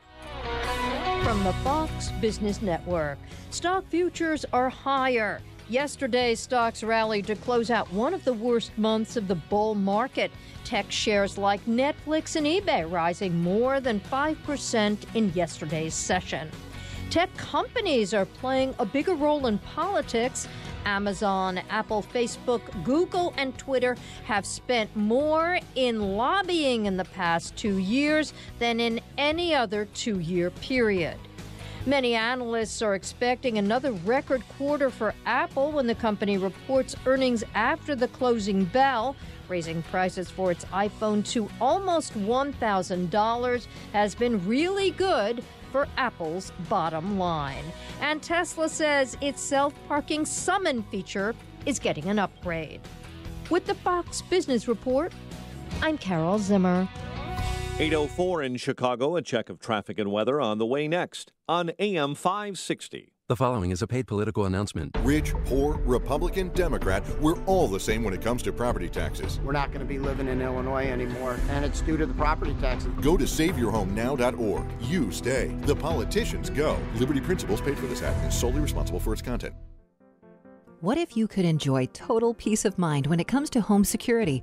What if the best technology came from a local company who puts the customer's needs first? Alarm Detection Systems is the right choice for an alarm system with complete control from your phone or tablet. Know when your children arrive home from school. View live streaming video. Check up on your pets. Receive alerts for extreme temperatures. Know if leaks or floods have been detected. Get real-time text alerts sent to your phone. Family-owned and operated since 1968, Alarm Detection Systems understands that nothing is more important than the safety of your family. Your security system will be monitored by our central station in Aurora, 24 hours a day, 7 days a week. Alarm Detection Systems is an authorized Honeywell equipment dealer. Our on-site security consultation is always free. Visit adsalarm.com or call 630-844-6322. That's 630-844-6322. Alarm license number 127000143. The following is a paid political announcement. I don't respect this president. The radical liberals in Washington will do anything to stop the president's agenda to make America great again. I don't trust this president. They would rather see the country fail. His motives and his actions are contemptible. Than fix the problems facing our nation. And I will fight every day until he is impeached. Impeach 45. Impeach 45. But Julie Olthoff isn't waiting around for the career politicians in Washington to deliver solutions. Julie Olthoff believes our conservative ideas will give us prosperity and preserve the American dream. That's why Julie has worked with Governor Holcomb to balance Indiana's budget, cut taxes for hardworking Hoosiers, and fully fund the next 20 years of building and maintaining our roads and bridges. Julie Olthoff and Governor Eric Holcomb have Indiana on the right track. Vote Julie Olthoff for state representative on or before November 6th. Paid for by voters for Julie Olthoff. All money managers may seem pretty much the same. But while some money managers may recommend high commission investment products, Fisher Investments avoids them. Some money managers may have hidden and layered fees. Fisher Investments never does. And while some money managers are happy to earn commissions from you, whether you do well or not, Fisher Investments fees are structured so we do better when you do better. In other words, we're structured to be on your side. Maybe that's why most of our clients come to us from other money managers. Talk with us and find out why so many experienced investors are switching to and staying with Fisher Investments. Fisher Investments, clearly better money management. Investments in securities involve the risk of loss. Visit us at FisherInvestments.com to find out what we can do for you.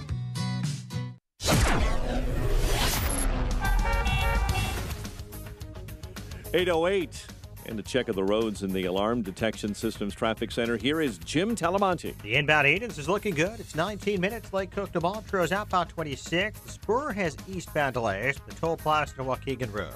Kennedy bottled up Irving Park to the Burn Circle. 44 minutes O'Hare to downtown. 33 from Montrose. 28 in the Express. Outbound 38 to the airport. On Eisenhower, delays kicking around Manheim. 53 minutes, 390 to downtown, 39 from Manheim, outbound 42 minutes to 390. Stevenson, an hour and 2 minutes, 355 to Lakeshore Drive, outbound 38 minutes, Ryan 35 minutes, 95th to downtown. I-57, 31 minutes, I-80 to the merge, Bishop 429. On Tri-State, it's slow, 111th, the 83rd Street toll, LaGrange Road to the Hinsdale Oasis, the Reagan Tollway to Balmoral.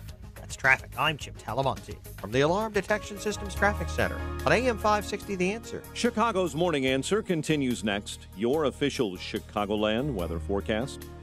It comes to us from the 1 Hour Heating and Air Conditioning Weather Center, and our meteorologist is Brian May.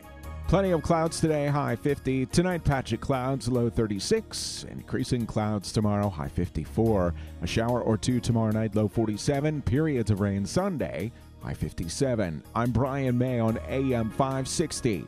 The Answer. 39 and some sunshine at O'Hare. Next news, 8:30. Chicago's Morning Answer with Dan and Amy continues next on AM 560. The Answer.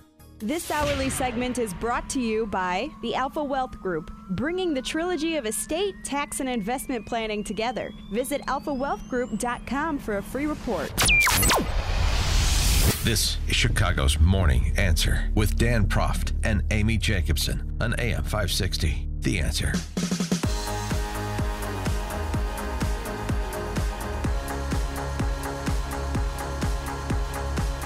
Top of the morning, Dan and Amy. You know how Kanye West is getting out of politics, Amy? Right? He's going to focus on... Yeah, he broke up with... Well, he didn't break up with President Trump because he did not... there's no defamation of character there. He just said he's taken a step back from politics. He's felt used and abused, Dan. Right. Not doing politics. He's going to focus on entertainment.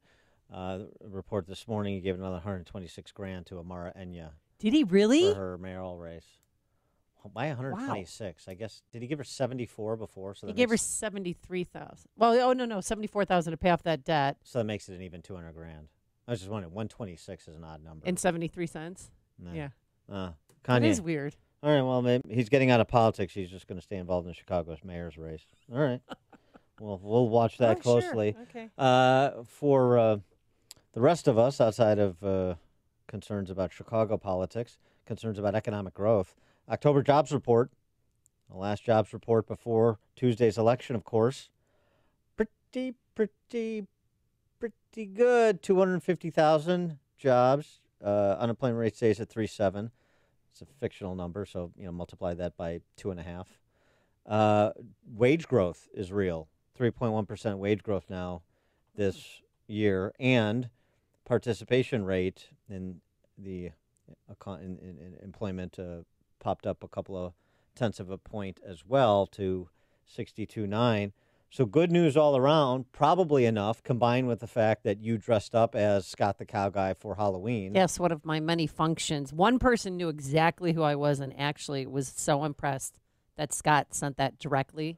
Well, you got one too, but directly to the station here. So the combination of somebody else in Chicago knowing who Scott Shirlady is, plus these good numbers, has to buoy the spirits of one Scott the Cow Guy who joins us now. Scott, thanks for being with us.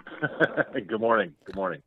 So how about those October numbers? Yeah, this is going to be, it's nice. It's like an offensive lineman report, right? Not too flashy, but very solid. And it's going to really let the government off the hook, I think, because the mess that we got ourselves into with quantitative easing, and I don't want to go into it because it is really boring, but the government really got in our back pockets and started handing out money like it's candy.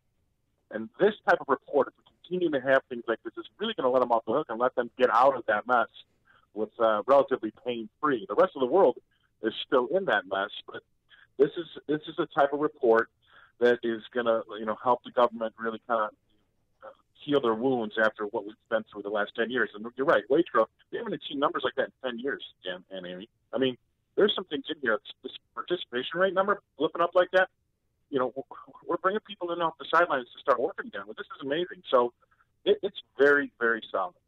Wow. So with this wage growth, do you know what sector of the workforce that the wage growth, benefited the most? No, and well, all of them. I mean, if you pull over and take a look under the hood, a ton of things, even the dirty fingernail jobs are doing well. So, I mean, it's a pretty well-known stat that we've got 7 million open jobs and only 6 million people to fill them. Right? The problem is finding the right person for the right job. But we have a surplus of jobs out there of 1 million. So, I mean, it's amazing to me. I'm actually in from London. I'm in Chicago. That listening to these politicians, I mean, how can you run against the Republicans in this economy? I mean, you can't. And the reason why I say you can't is that all these commercials, both in Indiana and in Illinois, all they focus on are guns and abortion. They can't say anything about immigration and the economy because this is amazing. I mean, we haven't had numbers like this in 10 years. So I don't know how you look any other way except at the conservatives because this is exactly the type of economy and these are exactly the type of numbers that are going to put us in good stead going forward for the next couple of years. Yeah, well, it turns out that, and this is something, we're getting a little off topic for you, but it turns out that people are interested in more than just dollars and cents issues, and something the Republican Party hasn't figured out, particularly in Illinois, but elsewhere as well. The Beltway Republican Party just doesn't get it. There are other issues that people are concerned about. Life is not just about economic man and economic woman, but that's where you're at, so we'll stick in your core competency. And I want to. Well, I mean, if you don't have a job, it's hard to worry about anything else. That's where I understand. That is true. But I mean, once there's some stability on the economic front, that people's minds wander to other issues too, and also there's just other things that that lead one to live a complete life. But I don't want to get metaphysical on Scott the Cow Guy here. So here's my question though. So with what you're describing, the economy you're describing, the Apple third quarter report, which was robust, Apple's profitability. Why are we seeing? I mean, even though with the 2-day rally, why are we seeing the big tech sell-off? Yeah, because they made more money but sold less phones, and they won't really talk about it. And for a long time, all the analysts have been looking at iPhone and really only look at how many units they sell. And although they did better than expected as far as money, and that really should come down to it, right? I mean, that's like these fictitious retail sales numbers that we talk about, right? Who cares about retail sales? I want to know about retail profits. Yeah. But that's a whole nother issue. So they made more money. We should all be happy about that. But these analysts, they get all hung up on how many units.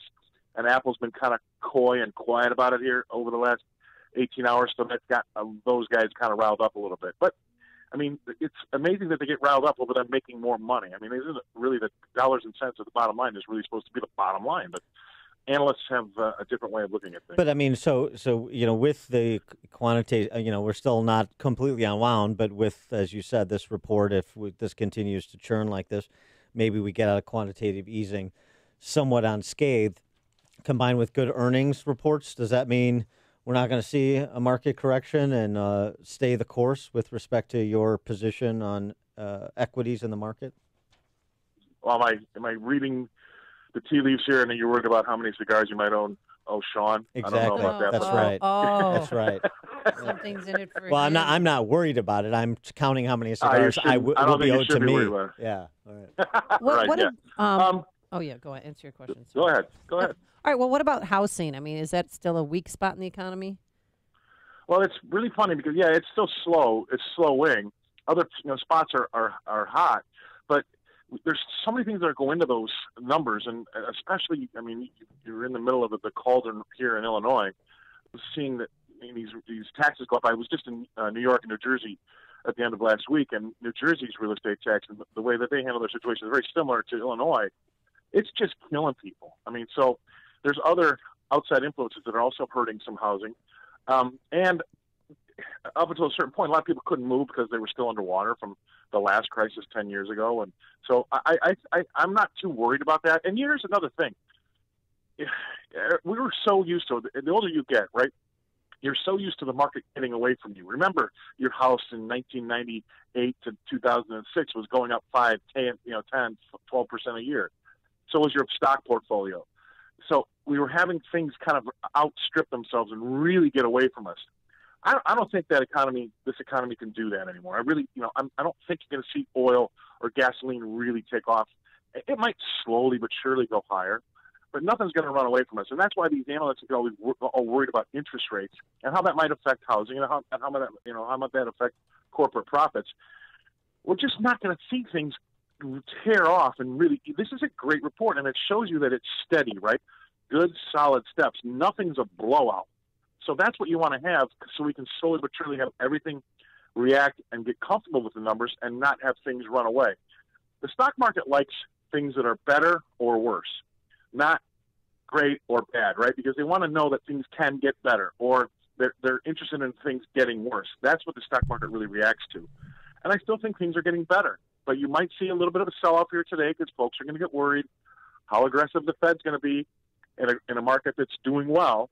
And that's going to be a problem because you're going to start to see higher interest rates, which will compete with what older folks do with their money to put it in the stock market or put it in a safe 3.5% 10-year yield, right? So we haven't really had competition for the equity money in a long time, and now we're going to. And that could probably slow the growth of the stock market. But guess what? If we get a deal with China, the doors are going to be blown off. And that's probably why you're seeing the stock market up almost 1,000 points in, say, 4 days. And so this is, but what you're suggesting is we're sort of a 3 yards in a cloud of dust economy. We're just kind of going forward, but at an incremental, predictable pace. Yes, and yeah, it was a Woody Hayes. It's a Woody Hayes market, and we're not going to throw the ball. I don't think, look, when everybody was losing their minds over the last sell-off, October was difficult, right? October 3rd, we hit all-time highs. And what really shook everybody was how quickly we rejected those and tanked the market. But the Fed Chairman Powell said some things on October 3rd, which really kind of riled things. The investors got nervous about what he said, about he didn't really know where the real interest rate was, and that was probably one of the bigger reasons the catalyst that the market sold off. But I kept a little eye on gold. Gold is really interesting because gold really goes higher in two scenarios. It's a place to store your money when you're worried about inflation, right? Buy a metal, and that will keep you from seeing your dollars be devalued. Or it's a place to hide your money in times of Armageddon. And usually, when we see other stock market crashes, gold will really take off. But gold really didn't budge. It went up a little bit, but boy, it didn't tell me there was anything really cataclysmic to be worried about. And it's still kind of laying there. So does that mean we're not seeing any serious inflationary pressure, number one, and number two, that the possibility of a change in leadership of the House has already been priced in? Yeah, I think so. I don't think the market's going to be that worried about it. But I also saw something yesterday that really caught my eye, and I actually emailed it to myself so I wouldn't forget about it. But the Nielsen ratings came out yesterday, and the Fox News channel, at any given point and any given day, morning or night, for the month of October, was attracting more viewers than CNN and MSNBC combined. Okay. So that's post-Kavanaugh. I mean, just after Kavanaugh. He was at the end of September, kind of bled into October a little bit. And then this immigration issue. So I think that tells me a little bit that there's some interest out there. And if they're all watching those shows, maybe you get surprised with a little bit of a red wave this Tuesday. All right. He is Scott Shalady, who's getting outside his lane and doing a little political analysis, too. But we'll let it slide. Scott, the cow guy, Fox Business contributor. Scott, thanks for joining us. Appreciate it. All right. Have a good weekend. Yeah. Thank you. And he joined us on our turnkey.pro answer line. The more you listen, the more you'll know. This is Chicago's Morning Answer. On AM 560.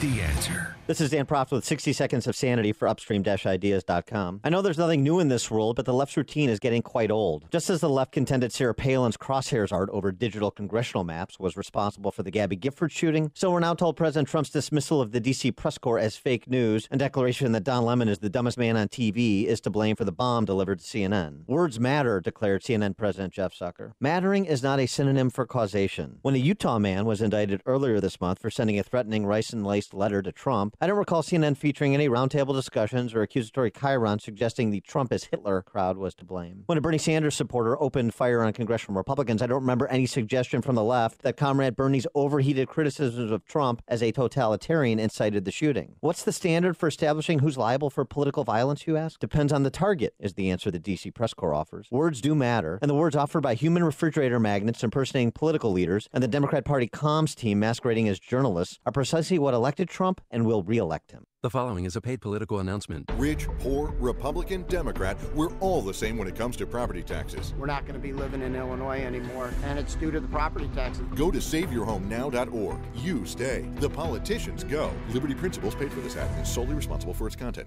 What does building a better bank look like? It starts with building Capital One cafes, warm, inviting places that feel nothing like a typical bank, where you can open an account with no fees or minimums in 5 minutes. And you'll always find people ready to help you, not sell you. Welcome to Banking Reimagined. What's in your wallet? For consumers only. Offered by Capital One and a member FDIC. Cafes available in select locations. Copyright 2018 Capital One. The following is a paid political announcement. Hey, where is Sleepin' Joe Donnelly? A whole caravan of illegal immigrants is headed towards the United States, and Donnelly is silent, not a peep. But in commercials, he pretends to be tough on the border. Ha! Donnelly voted for amnesty and endorsed open borders liberal Hillary Clinton for president. Sleepy Joe. Joe Donnelly isn't one of us anymore. He's one of them. Listen to Mike Braun. Career politicians like Joe Donnelly will say anything to keep their jobs. The truth is, Donnelly voted against Judge Kavanaugh, for the Iran nuclear deal, and even backed Hillary Clinton for president. We deserve better. I spent my career in the real world, creating jobs and getting things done. In Washington, I'll fight to bring back good-paying jobs and fix our health care. I'm Mike Braun, candidate for Senate, and I approve this message. Paid for by NRSC and authorized by Mike Braun for Indiana. Want your home's furnace to stay safe and reliable? And want to prevent any potential problems before they happen? At your local 1 Hour Heating and Air Conditioning, we recommend an annual furnace inspection and tune-up. Right now, get a $79 furnace tune-up. Call 855-1-HOUR. Because not taking care of your furnace, that's just cold. Your comfort is just a call away. Call 1 Hour. Terms and conditions may apply. Call for details. Independently owned and operated. Licensed in the respective state or county. The following is a paid political announcement. Hello, voters of DuPage County. My name is Chris Randall, and I'm a veteran of 2 combat deployments. Today, I'm speaking with you about the toughest and best commander I've ever had, Kevin Wiley. He's running for DuPage County District 6 County Board. I've been in some tough situations in my life and served with some of the finest Americans in our nation. And I can confidently say today that Kevin Wiley was the finest commander I've ever worked for. In an army of great leaders, he was primus inter pares, first among equals. Please vote for my friend and commander, Kevin Wiley, for DuPage County District 6. Paid for by Wiley for DuPage County. Did you know that studies have shown that we need over 10 servings of fruits and veggies every single day? If you're like me, it's hard to find the time and money to prepare and eat all of those fruits and vegetables. Who can do that? Yet we know that proper nutrition can prevent health problems, give us energy, and help us heal faster. Balance of Nature has spent over 20 years researching and delivering solutions to this problem. We can ensure that you consume over 30 different fruits and veggies every single day. Our capsules are filled with 100% real whole foods. There isn't a single thing added to Balance of Nature products. They're pure. We spent an incredible amount of time on the quality of our products. We do this for you. We do it for our own families. Give yourself a break and give your body what it needs. Call now to receive 35% off your first Balance of Nature order. Call 1-800-2468-751 or go online to balanceofnature.com. Use promo code Chicago. The following is a paid political announcement. Hey, where is Sleepin' Joe Donnelly? A whole caravan of illegal immigrants is headed towards the United States, and Donnelly is silent, not a peep. But in commercials, he pretends to be tough on the border. Ha! Donnelly voted for amnesty and endorsed open borders liberal Hillary Clinton for president. Sleepy Joe. Joe Donnelly isn't one of us anymore. He's one of them.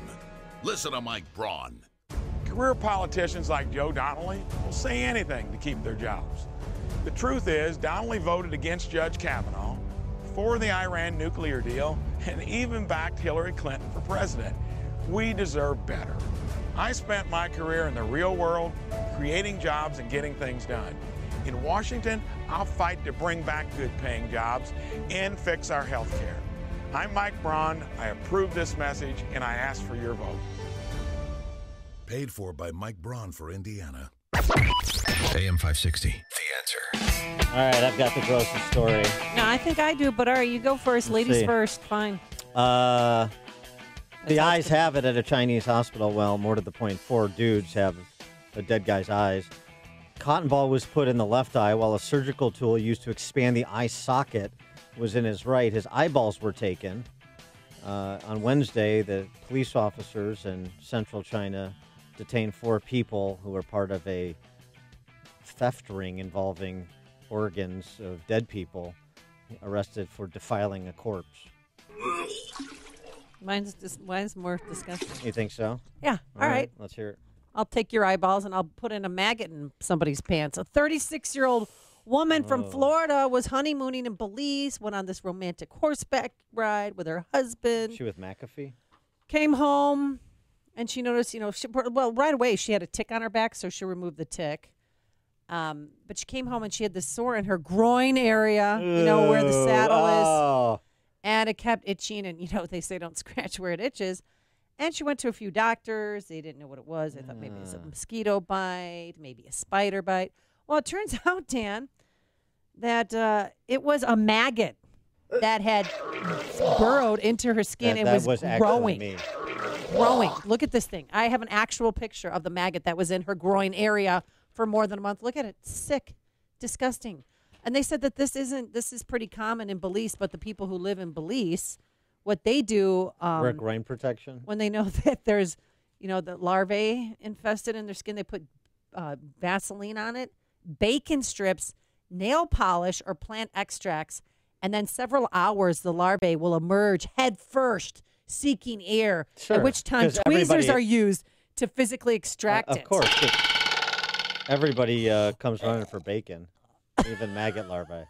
So gross. Smart. This was under her skin for more than a month. Honey, I'm home. So, ladies, be sure to check your pants. You know what? You can never get clean.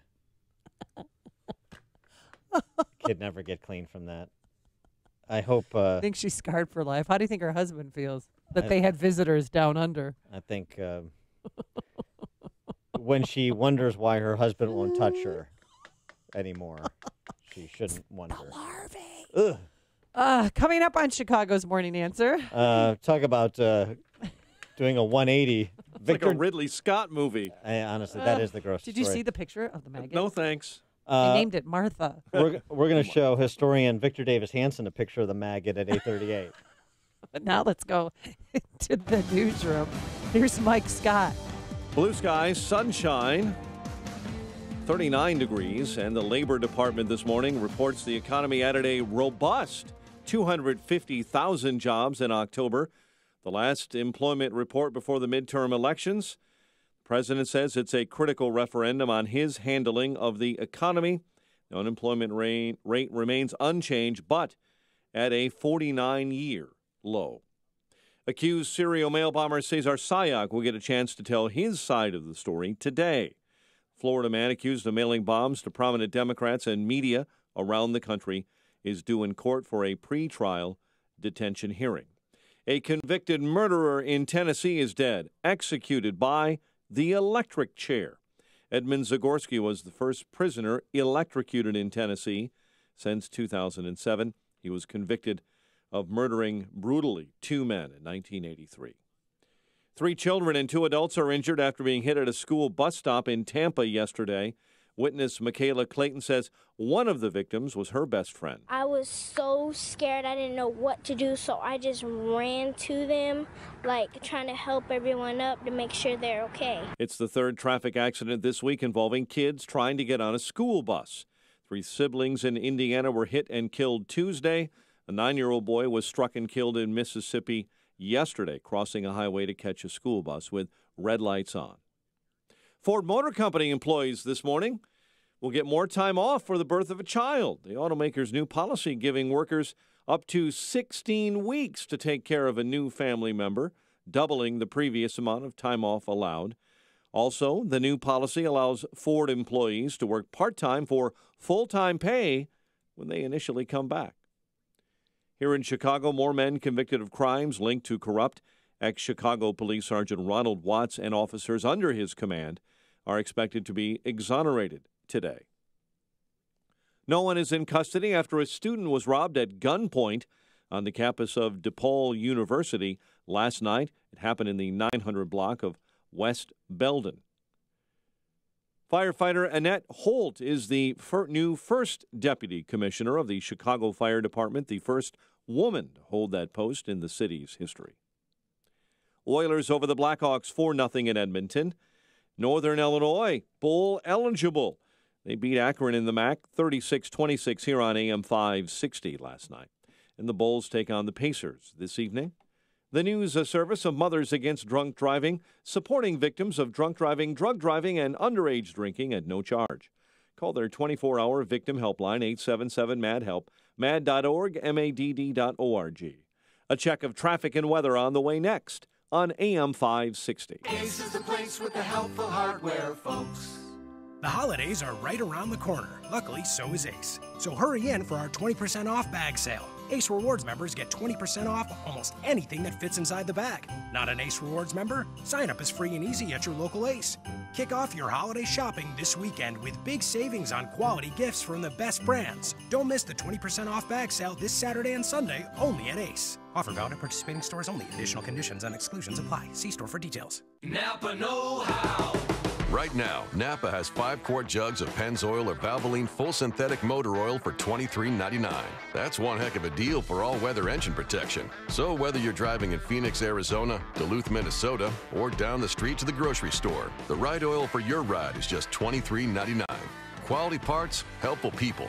That's Napa know-how. Napa know-how. General states pricing. Sales prices do not include applicable state, local taxes, or recycling fees. Offer ends 12/31/18. The following is a paid political announcement. Hey, where is Sleepin' Joe Donnelly? A whole caravan of illegal immigrants is headed towards the United States, and Donnelly is silent, not a peep. But in commercials, he pretends to be tough on the border. Ha! Donnelly voted for amnesty and endorsed open borders liberal Hillary Clinton for president. Sleepy Joe. Joe Donnelly isn't one of us anymore. He's one of them. Listen to Mike Braun. Career politicians like Joe Donnelly will say anything to keep their jobs. The truth is, Donnelly voted against Judge Kavanaugh, for the Iran nuclear deal, and even backed Hillary Clinton for president. We deserve better. I spent my career in the real world, creating jobs and getting things done. In Washington, I'll fight to bring back good-paying jobs and fix our health care. I'm Mike Braun, candidate for Senate, and I approve this message. Paid for by NRSC and authorized by Mike Braun for Indiana. Balance of Nature's fruits and veggies in a capsule. This stuff is the best stuff I've ever taken. I don't take any medicine. I take nothing. If I get a little scratchy throat or even a headache, I take the vegetables. It works very fast. Or I'm feeling like a little down, tired, I take 3 of them, 4 of them, and I'm right up back to where I was. It's unreal how this stuff works, and I rave about it. This guy's a genius when it comes down to it. If anyone's skeptical about taking something, I get it. There's thousands of products out there. Look, you can be confident in this because the one thing that makes me really, really happy about is that you guys make the capsule out of a plant-based product. It's not crap. It's real food, like you would put on the dinner table. For a limited time, use discount code CHICAGO, and we'll take 35% off your first preferred set of fruits and veggies and have them shipped to you free. Call 800-246-8751 or go online to balanceofnature.com and use discount code CHICAGO. Check out the newest podcast from the Associated Press, Ground Game, hosted by AP's Megan Crane. A weekly conversation about top political issues ahead of the upcoming midterm elections. Available on Apple Podcasts. 8:37, a check on your morning commute in the Alarm Detection Systems Traffic Center. Here's Jim. Eastbound I-80 traffic is stop and go Hobart to Larkin. Westbound 8094. Residual delays from Bird before Calumet Avenue after a crash. On the northbound Tri-State, traffic stop and go from the Stevenson to 31st and from the Reagan tollway to Balmoral. Veterans Memorial northbound heavy in pockets 63rd to St. Charles. The other tollways are fine. Southbound 53 delays, Palatine Road to Higgins. Eden's 19 minutes, Lake Cook to Montrose, outbound 23. Inbound Kennedy, delays start at Irving Park, 46 minutes, O'Hare to downtown. 36 from Montrose, 33 in the Express. Eisenhower, 57 minutes, 390 to downtown, 38 from Manheim, outbound 37 to 390. Stevenson, 55 minutes, 355 to the drive. Ryan, 33 minutes, 95 to downtown. That's traffic. I'm Jim Talamonte from the Alarm Detection Systems Traffic Center on AM 560 The Answer. Chicago's Morning Answer continues next. Your official Chicagoland weather forecast comes from the 1-hour heating and air conditioning weather center. Sun and clouds today, high 49, patchy clouds and 36 overnight, increasing clouds tomorrow, high 54. Currently 39. Next news coming up at 9. And Chicago's Morning Answer with Dan and Amy continues next on AM 560, The Answer. This hourly segment is brought to you by Real Estate Revealed with Randy Barcella, Sunday mornings starting at 8. If you're talking about it, I'll be talking about it. Dennis Prager here. Join me this morning at 11, right here on AM 560, The Answer.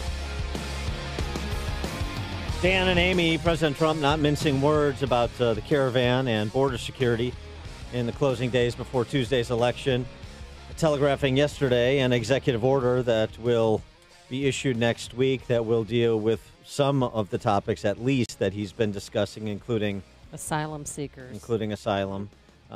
Trump, before one of his rallies, the one in Florida this week, granted an interview to Jonathan Karl of ABC News where they talked about the caravan and the back and forth about Trump's decision and perspective on the issue and the wall of people that Trump is sending to the border. Okay, you're talking about 10,000, maybe 15,000 active duty U.S. military to the border, more than we have fighting the Taliban in Afghanistan, more than we have fighting ISIS in Syria. You're really going to do that? It's very important. We have to have a wall of people, very highly trained people, terrific, dedicated patriots. That's what they are. You have caravans coming up that look a lot larger than it's reported, actually. I mean, I'm pretty good at estimating crowd size, and I will tell you, they look a lot bigger than people would think. A lot bigger, and the composition isn't exactly what the D.C. press corps is reporting per Trump. What we see is deeply impoverished people fleeing violence, many of them women and children. You're going to send 15,000 active duty U.S. military? Mostly men, and it's actually mostly young men, and a lot of rough people, John. They're pushing the women right up into the front, not good, and they're pushing the few kids right up to the front. Trump also restating his belief in what this is by name, and perhaps setting up the national security arguments he's going to make for the action on border security he takes. They can't invade our country. You look at that, it almost looks like an invasion. It really does look like an invasion. Those caravans are an invasion? Oh, I think so. I think when you look at some of them, when you look at some of the people within the caravan, yeah, I think it could be considered an invasion of our country. We can't have it. For more on this topic, we're pleased to be joined by His Eminence, VDH, Victor Davis Hanson, National Review columnist, senior fellow at the Hoover Institution, noted historian. His latest book, The Second World Wars, How the First Global Conflict Was Fought and Won. VDH, thanks for joining us again. Appreciate it. Thank you for having me. Is Trump right to call this caravan an invasion? Yeah, I think so, because I think, as you pointed out, most of the majority, maybe even 2/3 of the people in it are, young adult males.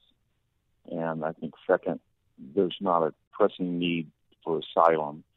They're going through Mexico, and Mexico, Oaxaca province, to take one example, has plenty of room. It's had 2 or 3 million people leave it for economic reasons to the United States. So they would be welcome, more than welcome, to stay in Mexico. Same language, similar culture, more economic opportunity, perhaps, in Mexico than Central America. But it's about other things. It's economic. It's desire to get out of Central America and have an economic future. But the problem, of course, is everybody in the world wants the same thing that they want. They want to come to the United States. So the message they're sending is we're more important than the people in India or South Korea or Finland or Argentina, and we're going to take that. We're going to adjudicate your immigration policy. I don't think most Americans can stomach that. Well, we have learned that about 1,300 people have taken Mexican government officials up on their option to seek asylum there, but the rest that are coming, I saw a few interviews on NBC where they seem very defiant. They're holding the Honduran flag, now the Mexican flag, and charging forward. Do you interpret this as an invasion? Yeah, I mean, there's so many contradictions. Why would you wave the flag of the country under no circumstances you want to go back to, but not the one that you want to enter? Or why would you claim that you're leaving Central America because of lawlessness, and yet the first thing you're prepared to do when you go to seek asylum is break the law? And then the second thing is to break it again when you reside illegally in the United States after entering. Or, people don't understand it's the whole summation of the anti-Trump movement, the progressive critique of the border is that we are a racist, homophobic, nativist, xenophobic country. Why would people want to come into it? So there's so many disconnects that the average voter can't. Yeah. He can't square those circles. He says, "Well, wait a minute. The left says we're so bad that people want to come in. They want people to come into this bad place, and they want to come in, but they want to chauvinistically wave a flag. They're afraid of lawlessness, but they want to break the law." And a lot of Americans are saying, nations are collectives of values, and maybe the reason that Central America is in such a mess is that people in the caravan break laws. And when they're home, they break laws, and when they come here, unless they're assimilated and rapidly intermarried and integrated, they'll have those same values, and we don't really feel that they're going to be conducive to Americans. So you think it's... I think that's an issue that most people, they just don't accept the progressive take on this. Right. It's all the angels in the caravan and all of us devils here at home. Let me ask you this, though. Do you think it's smart, just in terms of positioning, for President Trump just to focus on the southern border, or would it be better if he addressed the issue comprehensively? By that I mean hey, look, I'm sorry people from Scandinavia aren't trying to get into this country through the southern border.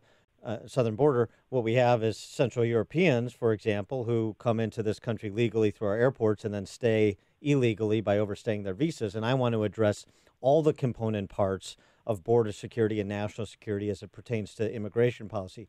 So I'm going to address the problem we have with overstaying visas, people who come here legally through the airports, as well as people who jump across the border to the south. I'm going to do it all. Would that blunt the racist demagoguery from the left?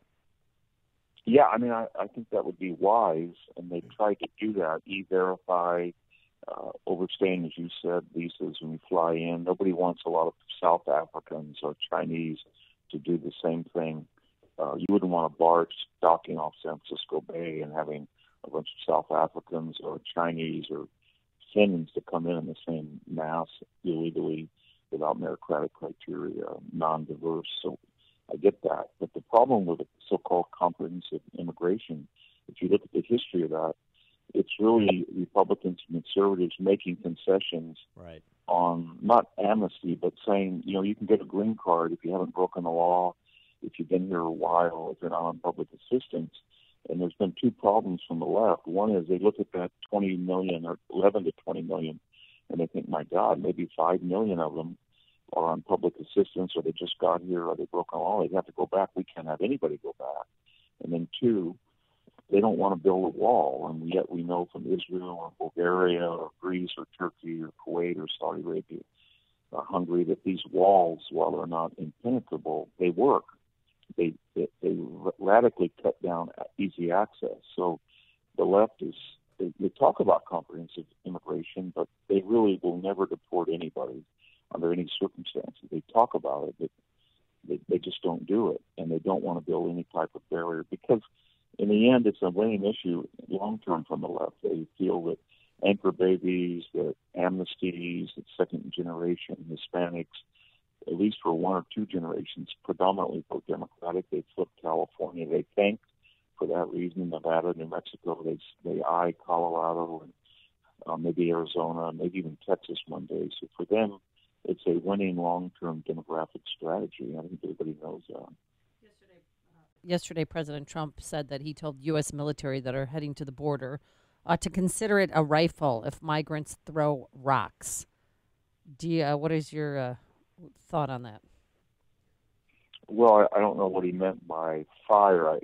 That could mean a lot of things, rubber bullets or something. But I think if we get to the point that we're using violence, you can imagine that the children and women, even though they're in the minority, will be in the front. Mm-hmm. And that I think they want to pose an optics problem for the United States and Trump in particular that's analogous to what we saw in July with the separation between the televised separation of children from their parents, and that led to about a 4-point drop in Trump's ratings. And it really was the one issue that led to the so-called, at least temporary, blue wave over the summer. So I think that's what they want.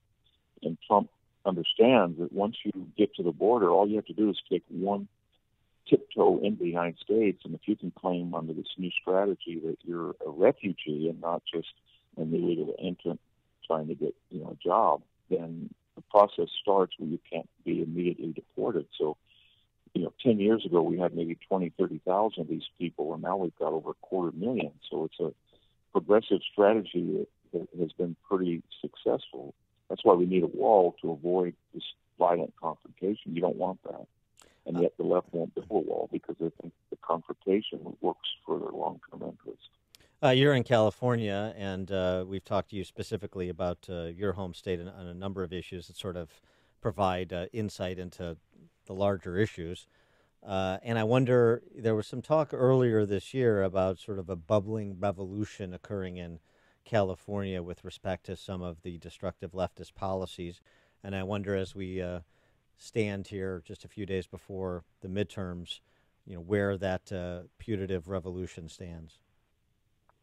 Yeah, I think what you're going to see in California is that you're not going to see a red wave or you're not going to see a red correction, but you're going to see the margin of victory by the governor, the next governor, Gavin Newsom, be much smaller than anybody thought. Even protest votes against Feinstein will make that race between two leftists a little bit closer.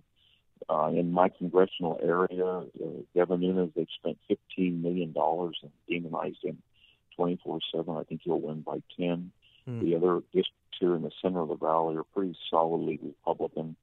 So what you're seeing is, I think, a Latino middle class who's saying, you know what, these illegal immigration, whatever my romantic feelings about it are, they impact my schools, our safety, my kids.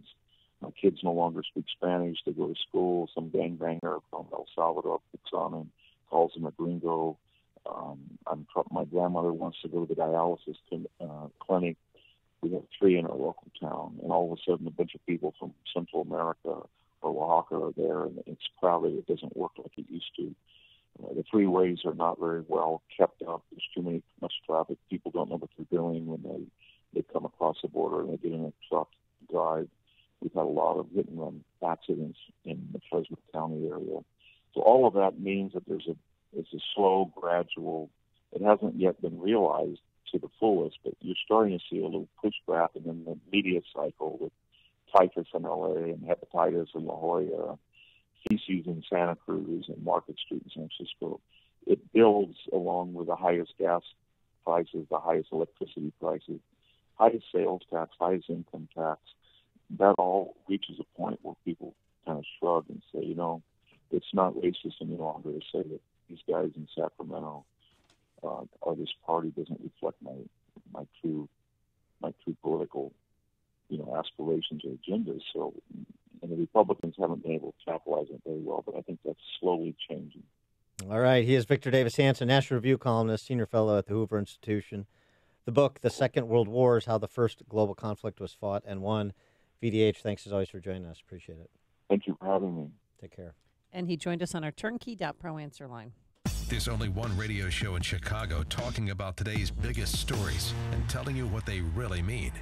That show is this one, Chicago's Morning Answer on AM 560, The Answer. The following is a paid political announcement. Did you hear that Tony Preckwinkle and Mike Madigan have spent over $300,000 in ads just to take out Tim Schneider? Tim Schneider is our tax watchdog on the Cook County Board. No. Yes, and Tim's opponent, Kevin Morrison, says he wants to create smart new ways to create revenue for Cook County. That sounds expensive. It sure does. We need Tim Schneider on the Cook County Board to fight for taxpayers. Now, Tim has never voted for a property tax increase. Tim has never voted for a sales tax increase. Tim Schneider did lead the repeal of that awful soda tax. Really? I didn't know that. Yes, and Tim Schneider has been endorsed by the Chicago Sun-Times, Daily Herald, and the Chicago Tribune, each describing him as a champion for taxpayers and for fighting off the Chicago machine. The Tribune said Schneider is an extraordinary board member who is sensitive to the big tax burdens on homeowners and employers. Well, I already pay too much in taxes. I'm voting for Timothy Owen Schneider. Paid for by Citizens for Tim Schneider. You've heard of living trusts and how they can help protect your assets, but you may not know if a living trust is right for you. Or maybe you have questions about creating your own living trust. The fact is, almost everyone can benefit from a living trust, which can protect your assets from the court system and your loved ones from unnecessary expense and inconvenience. Learn more at a free seminar Wednesday, November 7th at Papa Joe's Restaurant in Orland Park. Estate planning attorney Robert Zapolis will explain how to create your own living trust, estate planning under the new tax laws, why a will does not avoid probate, and more. Have your estate planning and living trust questions answered absolutely free. Don't miss this important seminar Wednesday, November 7th at 6:30 at Papa Joe's Restaurant, 145th and LaGrange Road in Orland Park. The seminar is free and a complimentary dinner is served, but you must make a reservation now. Call 708-478-1400. 708-478-1400. The following is a paid political announcement. Hi, this is Congressman Randy Hultgren. I want to tell you why I'm running for re-election to the U.S. House of Representatives and to ask for your support. I've accomplished a lot during my time in Congress. We have the lowest unemployment in years and a record number of new jobs. We've cut taxes, passed regulatory reform, put ISIS on their heels, and repealed the individual mandate of Obamacare. But there's still a lot to be done, and that's why I'm asking for your vote. We need healthcare reform that lowers costs and expands choices while continuing to protect the coverage of those with pre-existing conditions, which I've worked for and supported my entire career. We must reduce the size and scope as well as the cost of the federal government, and we have to protect programs for our seniors and veterans. You don't have to wait until November 6th to cast your vote. You can vote today at any one of the early voting locations in your county. For more information and to help find the location in your neighborhood, visit randyhultgren.com/early voting. I'm so grateful for your continued support, and together we will keep working for the 14th District and for Illinois. Paid for by Hultgren for Congress. The following is a paid political announcement. More than a decade in Washington has changed Joe Donnelly. When he first ran for Congress, Donnelly told Hoosiers, I will be an independent voice who goes there to represent your best interests. That's not Joe Donnelly today. Donnelly votes more with Nancy Pelosi and Chuck Schumer than Donald Trump. Donnelly votes for their liberal immigration schemes, and he voted against President Trump's tax cuts. And on outsourcing, Donnelly says, it's unpatriotic, it's shameful, and it's un-American. But Donnelly profited from his family business that outsourced jobs to Mexico, where workers were paid $3 an hour and imported from China. You can call him Mexico Joe, you can call him Phony Joe. Just don't call him one of us. Joe Donnelly belongs to the Washington Liberals now, not Indiana. Senate Leadership Fund paid for and is responsible for the content of this advertising. Not authorized by any candidate or candidates committee. www.senateleadershipfund.org. Balance of Nature's fruits and veggies in a capsule. I'm definitely feeling better because now that I'm feeling better, I have more energy to be able to do more things. Before I couldn't. I was in severe pain with my back, and I really couldn't function without taking an ibuprofen, and I haven't had to do that. The first day energy level was up by about 30%. Stamina was probably up 40%. Alertness was probably 20-25%. Afternoons, I'd get groggy, doggy. Just in 2 days, that is gone. For a limited time, use discount code CHICAGO, and we'll take 35% off your first preferred set of fruits and veggies and have them shipped to you free. Call 800-246-8751 or go online to balanceofnature.com and use discount code CHICAGO. The following is a paid political announcement. Hey, where is Sleepin' Joe Donnelly? A whole caravan of illegal immigrants is headed towards the United States, and Donnelly is silent, not a peep. But in commercials, he pretends to be tough on the border. Ha! Donnelly voted for amnesty and endorsed open borders liberal Hillary Clinton for president. Sleepy Joe. Joe Donnelly isn't one of us anymore. He's one of them. Listen to Mike Braun. Career politicians like Joe Donnelly will say anything to keep their jobs. The truth is, Donnelly voted against Judge Kavanaugh, for the Iran nuclear deal, and even backed Hillary Clinton for president. We deserve better. I spent my career in the real world, creating jobs and getting things done. In Washington, I'll fight to bring back good-paying jobs and fix our health care. I'm Mike Braun, candidate for Senate, and I approve this message. Paid for by NRSC and authorized by Mike Braun for Indiana. AM 560, The Answer. Dan and Amy, we're just a few days away from Tuesday's election, and so if you see some fishy things, candidates acting desperately in the closing days, then if it looks like it's fishy, you've never heard this before, it probably is. Go axe somebody. For example, North Dakota, Democrat ad, attention hunters. If you vote in North Dakota, you may forfeit hunting licenses you have in other states. If you want to keep your out-of-state hunting licenses, you may not want to vote in North Dakota. Trying to get hunters not to vote because Heidi Heitkamp is going to lose. That's an act of desperation. A complete lie. Complete lie. Yes. Right. So if you see stuff like that, a flyer that wasn't mailed on your door handle, or you get a strange call, somebody says something that just doesn't sound right, it's probably not. So just, check it out. Don't buy the last-minute acts of desperation. And thanks so much for making us part of your week. Thanks to Justin Kosick, our technical director, Quinn McCarthy, our associate producer, and Keith Conrad, and Breakfast by our executive producer extraordinaire, Keith Conrad. Now let's get into the newsroom. Here is Mike Scott. Testing shows some Chicago homes have high levels of lead in the water. Teens are damaging vehicles in Hyde Park, and the Oilers shut out the Blackhawks. WIND Chicago News Time, 9 o'clock. More hiring with more pay.